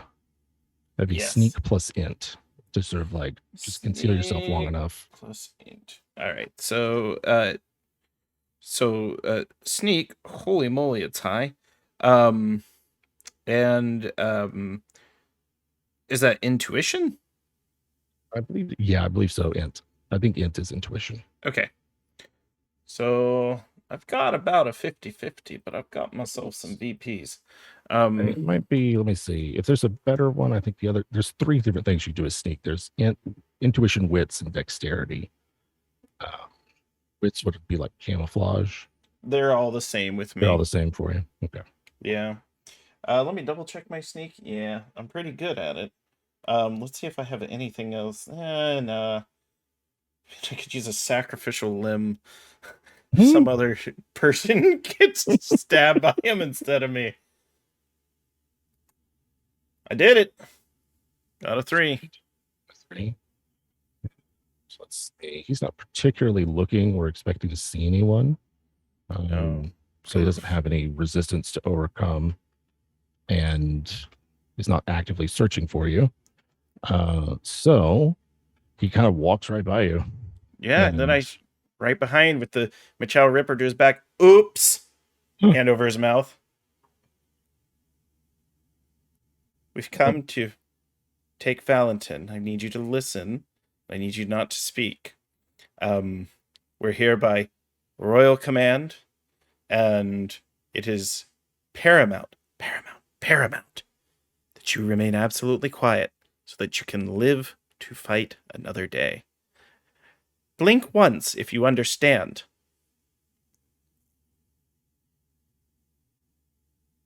Thank you. Yeah, oh, I saw. That was great acting, Jim. And the winner for best NPC goes to the Blinker. I need you to walk towards where Valentin is so the others know exactly where to follow. If you don't know where Valentin is, I may need you to go back downstairs and not be up here. And you never saw us. You fought bravely with the good brother. I'll make sure they hear how you've stood your ground, and it was called a draw. So are you going to lead me to Valentin, or are you going back downstairs? You may say your answer in just one word. I remove my hand from his mouth, and I place my right next to his cheek. Good. Then I cover his mouth again, and then start walking. So the others can see us. Okay. Yeah, Vincia and Mila can see this too. What are y'all going to follow Vanessa and her prisoner? Or are y'all going to do something else? I've named him Robin John. Robin John. Robin John. I mean, that seems like the smart thing to do. Just follow Vanessa. Sure. I would try to stay like at a distance just in case things get weird. Yeah, you Yeah, can. like There's someone Jim- else downstairs. It sounds like maybe is Yeah. right behind this one, maybe following. So Vinci is going to stay back. Yeah, If just like Yeah. Okay. I'll probably stay close, but maybe like a little bit ahead if Vinci is trying to like stay behind just in case someone comes up from behind. I'll stay just like maybe like just like a pace or two and ahead, but still closer to them than to Vanessa and gotcha. her new friend. Gotcha. Yeah. Make your way up the stairs. He's basically like leading you, around a corner, up another flight, then sort of like one or two turns is at this, at the entryway to this, looks like a large room. There's light spilling out of it. There's someone muttering to themselves there. You occasionally see them passing. in front of the doorway, and it's just like just sounds like somebody's just like fuming and stewing in the next room. You can hear occasionally them sniffling. So in this case, is there the only thing y'all are doing at this moment is moving up there, or was there something else you wanted to do? Well, I'm going to have to get rid of Robin John, but I'm going to do Certainly. it very delicately. I'm going to whisper in his ear. Yeah. I was gonna say we'll get to that next round. I didn't know if there was anything else. That's it. Sure. I'm just keeping an eye out for if anybody else is coming up from behind. I will engage. Yeah, there's somebody else running around up here. You can hear, but they're not anywhere near you. It sounds like they're running away from you. Cool. Warwick, you have a gun. You've got basically like a submachine gun. The mercenary that you had disarmed is backing away and just looks like they're about to bolt. Like they're not even trying to get back inside the ruin, it seems. And the mob has found their courage again and are about to fall in. Looks like falling behind you. So as a priest, I have an ability called I have an ability that all priests have called inspiring, where I can my presence and words are a balm to your companions, benefit inspirational behavior and sermons, and I can give other characters VPs and WP. So I would like to give the crowd 2 VPs, and I would go, God has seen fit that this man dies. And then I'm just going to walk in and go away. Yeah. Works Army, here it comes. Yeah. It's like the mob on him. Chase after him. He's trying to run down some further into the ruins, running after him. What should we do, brother? Should we get the insolent noble?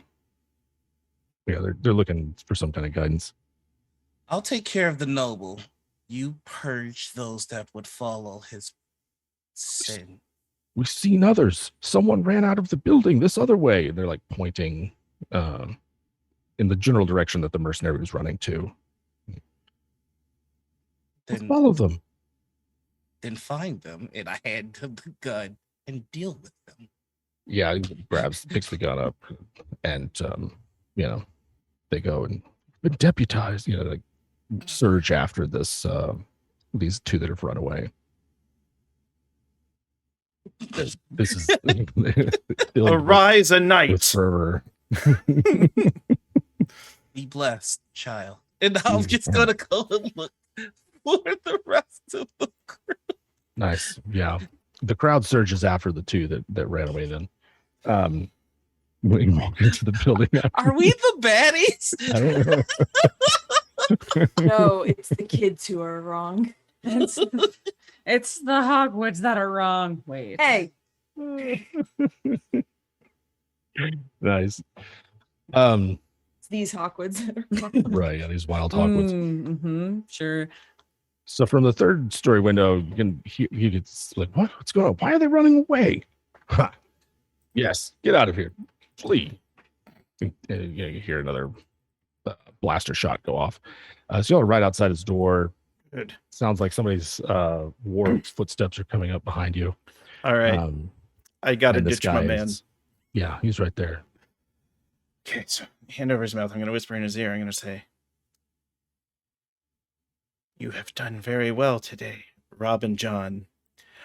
And then I'm going to reach into my coin purse and I'm going to slide all the money I have, including my special jeweled bracelet, and I'm going to move it into his pocket. I'm going to say, wait for me at the stables of Lord Ian, and I shall take you with me into the stars. Now, this is a lie. I have no intention of seeing him again, but he'll always have this bracelet and a memory of the day a gun was to his back. Yeah, you thought it was going to be a grenade. He slipped out his pocket. I know. So, yeah. Is that a grenade or are you just bribing me? Right. Ford just It can walks be up, 2 lobs things. his head off, like, hey, what's up, everybody? That's He my does come emotional running down the support grenade. stairs. I love that. Yeah, so I'm getting. So does Robin John toddle off? Yeah, like yeah, if you let him go, Yeah, with he money. runs off. Yeah. Yeah, absolutely. He goes out the same way it seems seemingly others have gone out, which is the other end of this building. And is like, is anybody there? Someone out there? Lucius, get in here. Are we outside there too? We are right outside. Yeah, you're right outside. Or, like, we're on the outsides. He's We are talking. He's too? essentially talking to y'all. This Valentine. I want to pull out a That's- gun, but not I my just- shotgun. I just want I to have go a gun. on in. I was Yeah. gonna do that. Yeah, I was I- gonna pull out my regular gun and like I have a feeling there's like 1, 2, 3, like the three of us, and then eventually Warwick just like goes in. Two of us have weapons, and then there's Mila.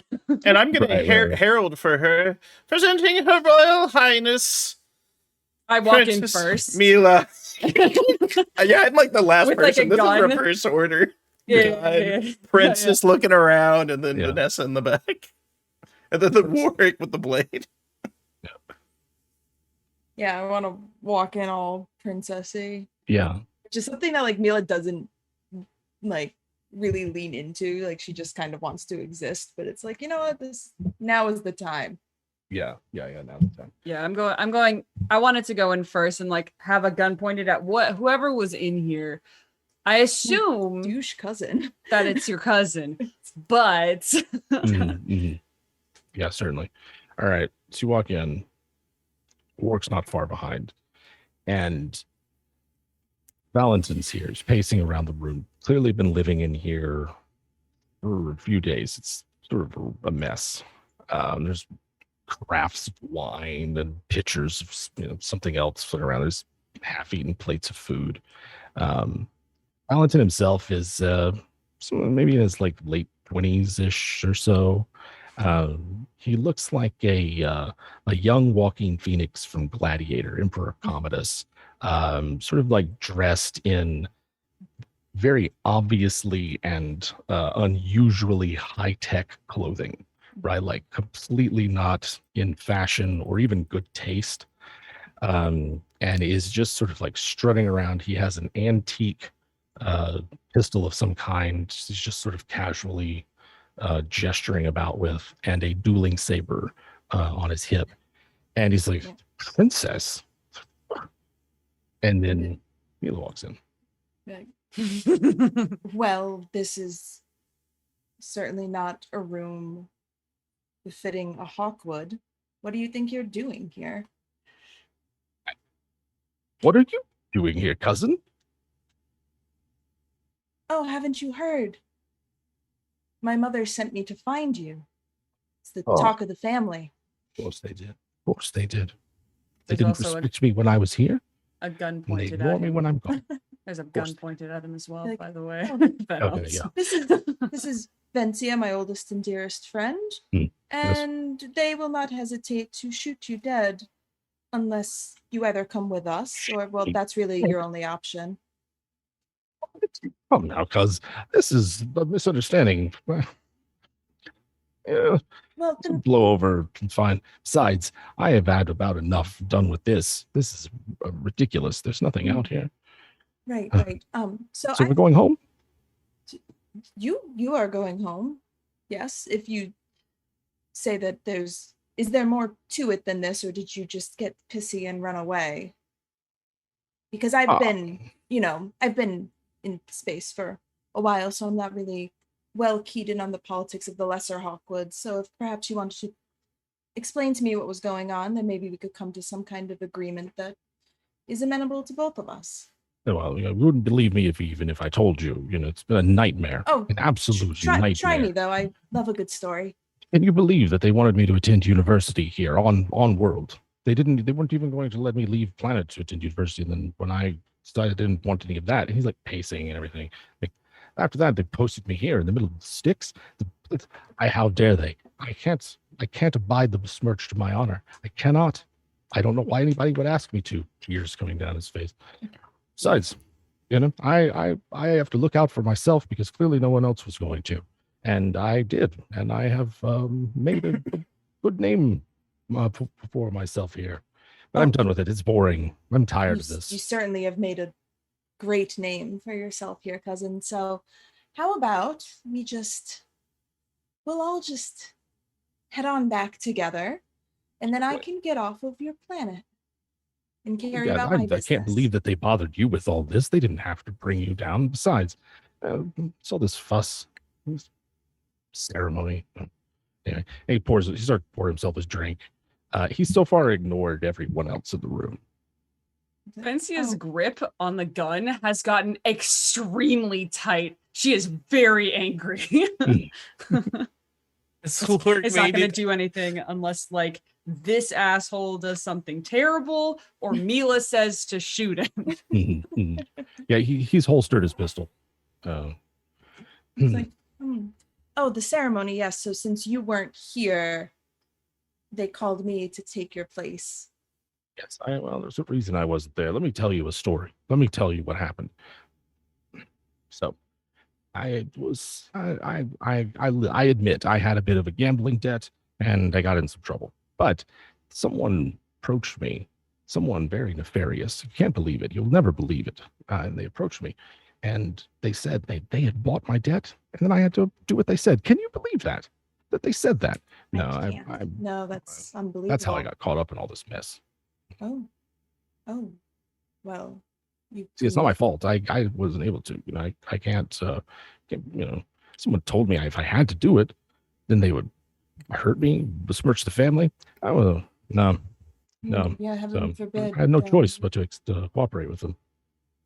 Yeah, so that you couldn't besmirch the family, you besmirched the family yourself, so that somebody else couldn't do it. I mean, I didn't really think of it like that. So, is Warwick in the room yet? I was gonna ask, because Warwick, if he does come into the room, he's walking straight up to this guy. Okay. He as soon as he sees Warwick's like, you have a brother battle?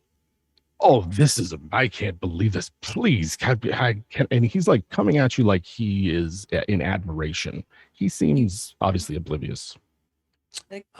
Warwick is going to walk up to this gentleman and put a hand on his shoulder and just look towards the rest of everyone. Have we decided whether he lives or dies? He won't die. It's better for everyone if he just gets returned to his uncle. Wait. Actually, Ian? Uncle Ian? No, I don't think so. This is, as I said, her name was Dame Roma, and she's the one responsible for all of this. I had nothing to do with it. Well, see, here's the thing. You don't really get much of a choice, unfortunately, because we were here to get you back, and you can either come back of your own volition, or you can come back in a large sack. I can't even listen. Why would you say something like that? That's very mean. I'm gonna pull out my shotgun and shoot him. Shoot Not my him! shotgun, my shock gun. Oh, okay, I was like, No, is no. it a buckshot or a bird Like, shot? Because there's a few different shots. Yeah. No, I had my actual gun out, but I'm just gonna, like, with my other hand pull out the shock pistol and fight. I'm done listening to this. Yeah, to this sure, yeah. absolute. He's about to launch unconscious into a him. big, Yeah, nah. Woe is me. I'm done with this. I'm absolutely done. Okay. What's everybody else doing? Well, he's been going on a while. Is everybody just listening to him, letting Mila handle it? Let's see ya. Warwick is waiting for one word, 3 letters. Yes. Just trying to be princessy. Vanessa's thought is essentially, if our current mode of negotiating with him doesn't work, I was going to threaten to defame him forever through all stars and all nations and all planets, where he will be looked upon as uncool for the rest of his days. If not that, I'm willing to offer, if he comes back during the trip back, he can articulate his big feelings in the form of a letter that I will write and send it on his behalf, and we'll read it to the court. And then he will at least have his say and no one will be allowed to interrupt. It's a lie, but that's what I do. Gets to have his Actually, big feelings. if he does kind of go down with the shock pistol, I would like to disarm him, just kind of take his weapons away from him. His Okay, cool armor. Okay.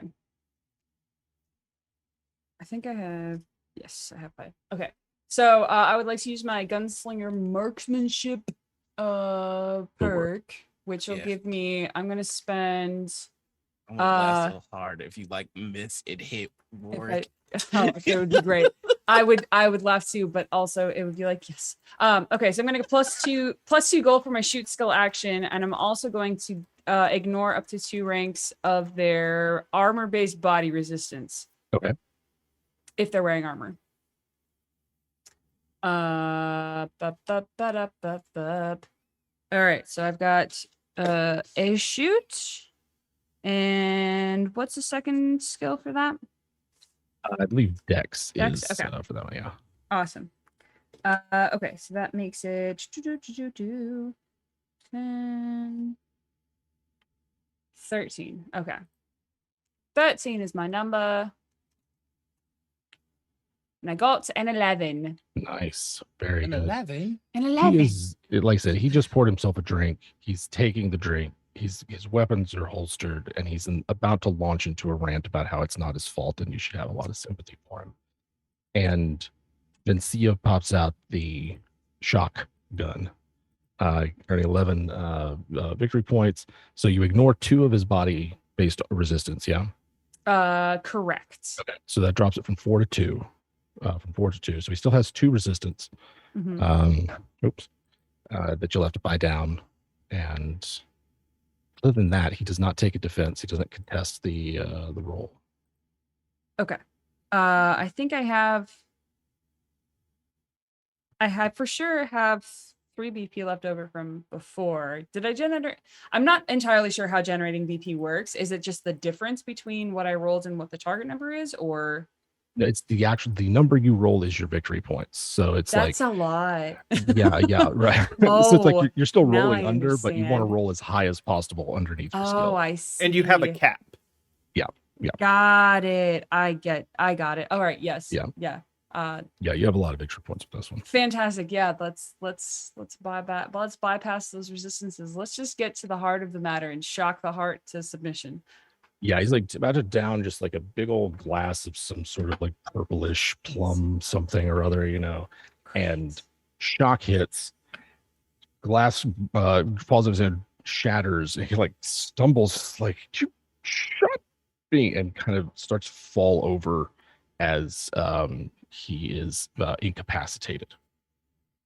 I think as soon as that happens, Mila kind of just like lets out like a deep breath, like she's been like holding her breath. I was just like, he's exhausting. This was exhausting. It's not too late That for you was- to decide that you want me to kill him. It's not what we should do. We should leave his uncle to deal with him. But as long as we don't have to listen to him talk anymore, this is a great way to travel. Yeah, he's gonna be out for a while. We can find a way to carry him back to the house. I think Vencia will go over and like just pick him up. I imagine he's not exactly like the heftiest of He's kind of persons. scrawny. Yeah. Awesome. Yeah, just like over shoulders so that his, all the blood doesn't rush to his head or anything. Like a sleepy cat. Right. Kind of like a sleepy cat. Yep. Yeah. So you carry him out of there. There's sort of explosions in the distance, that accompany this carrying him out of the forest. Most of the rabble are hanging around. They report that there's some sort of cave or something back there they didn't go into, but they've got 2 of the other mercenaries. One of them that had escaped that you didn't account for, and then the one that that Warwick had sent him after. And you make your way out of the forest with your prizes, your captives, back to the settlement. And are y'all basically handing them over to Lord Ian, just like washing your hands of them, any parting words or Yeah, anything?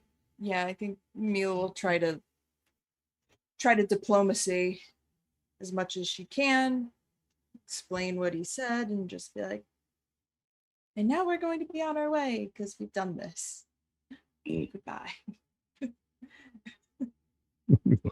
Why? Well, wait, before you go, he's like, as you're about to hand over, like, listen, if you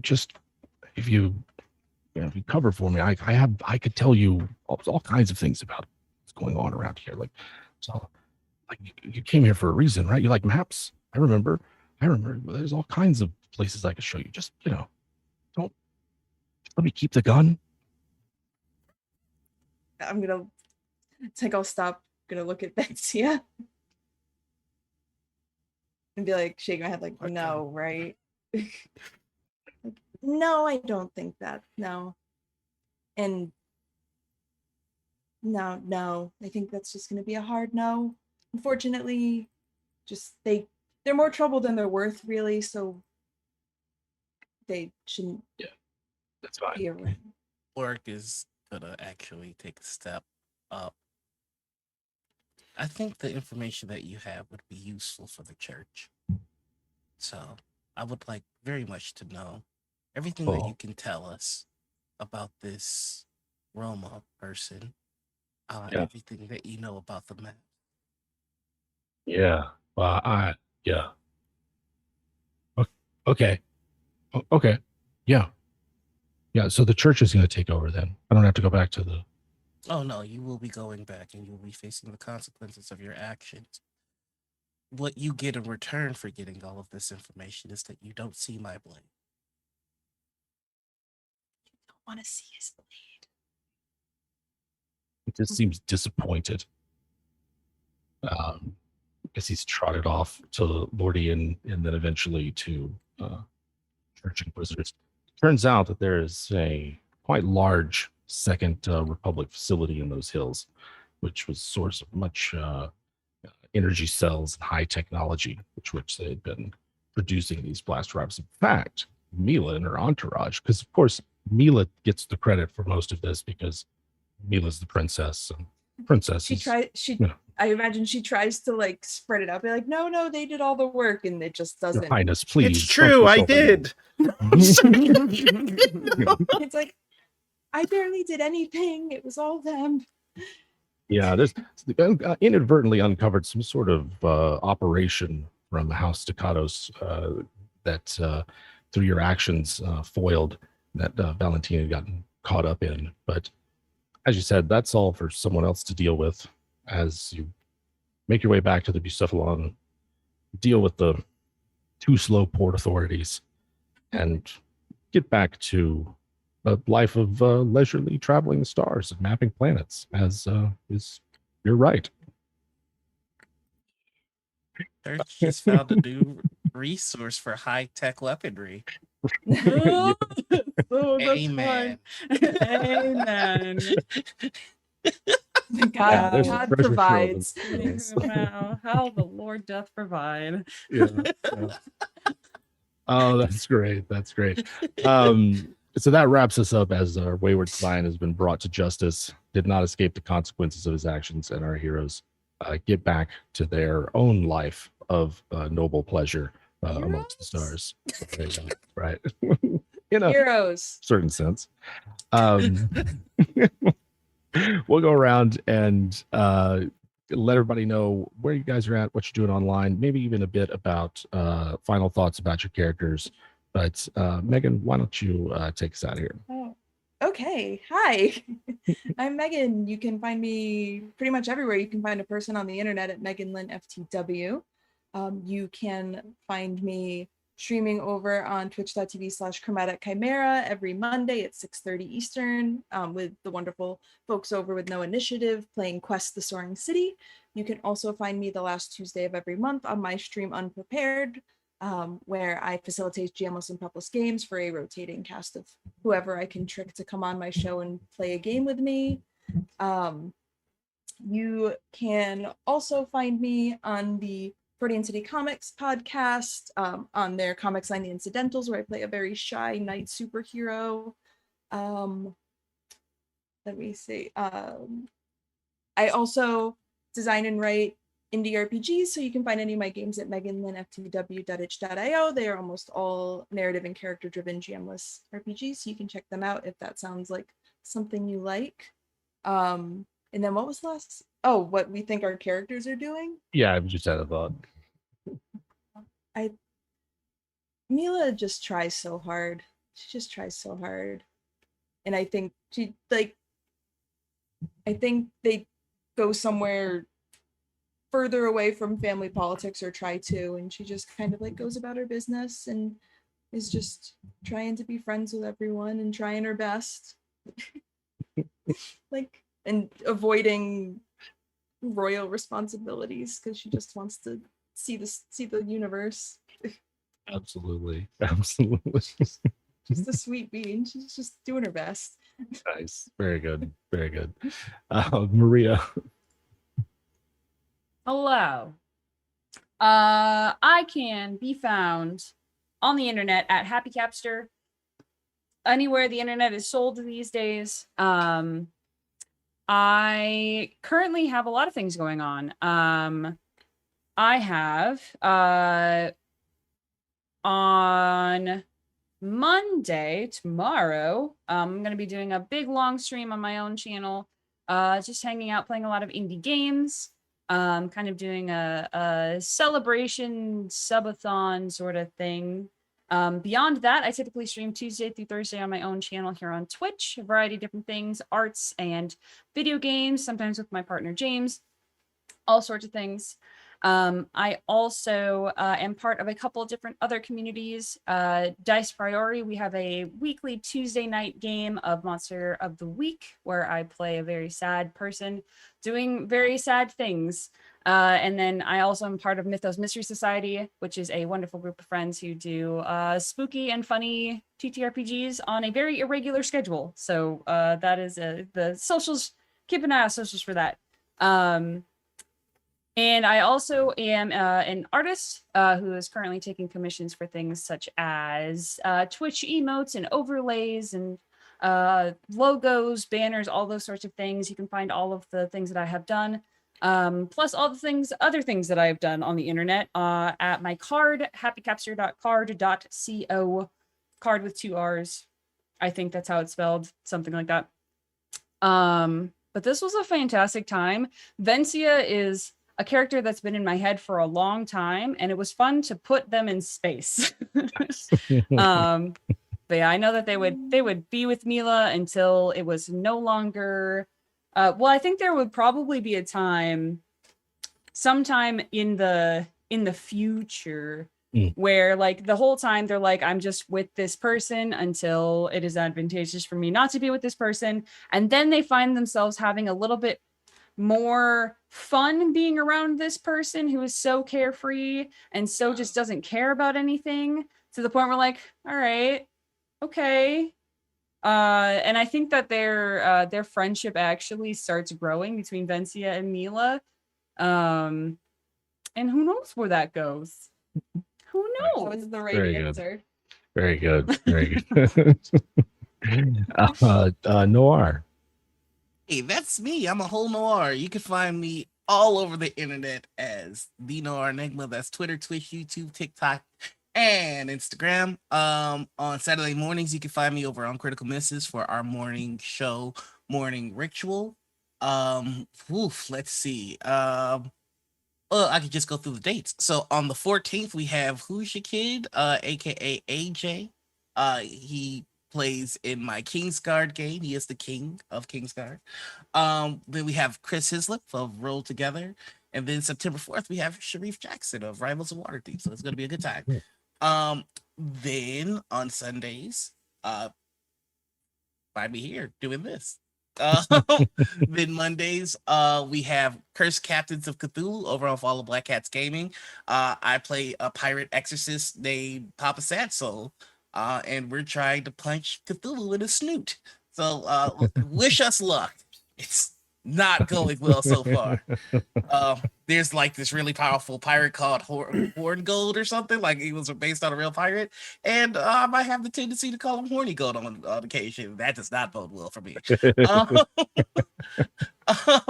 on Wednesdays, you can find me over on Faith Force Academy for Scarlet Citadel. And then on Thursday mornings, you could find me over on Pixel Circus for Trouble in Techburg, our Kids on Bike game. I've got a few projects coming up with Daisy here. I don't know exactly what I can say, but I know one of them involves us trying to kill each other, which makes me happy and sad at the same time. And also, after seeing Vanessa, really worried. Yeah.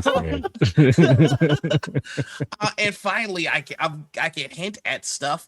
I will be GMing a Avatar Legends game pretty soon here, so be on the lookout for that as I take a number of benders across the world of Avatar. Very cool. Very cool. Very cool. And Daisy, last but not least, how are you?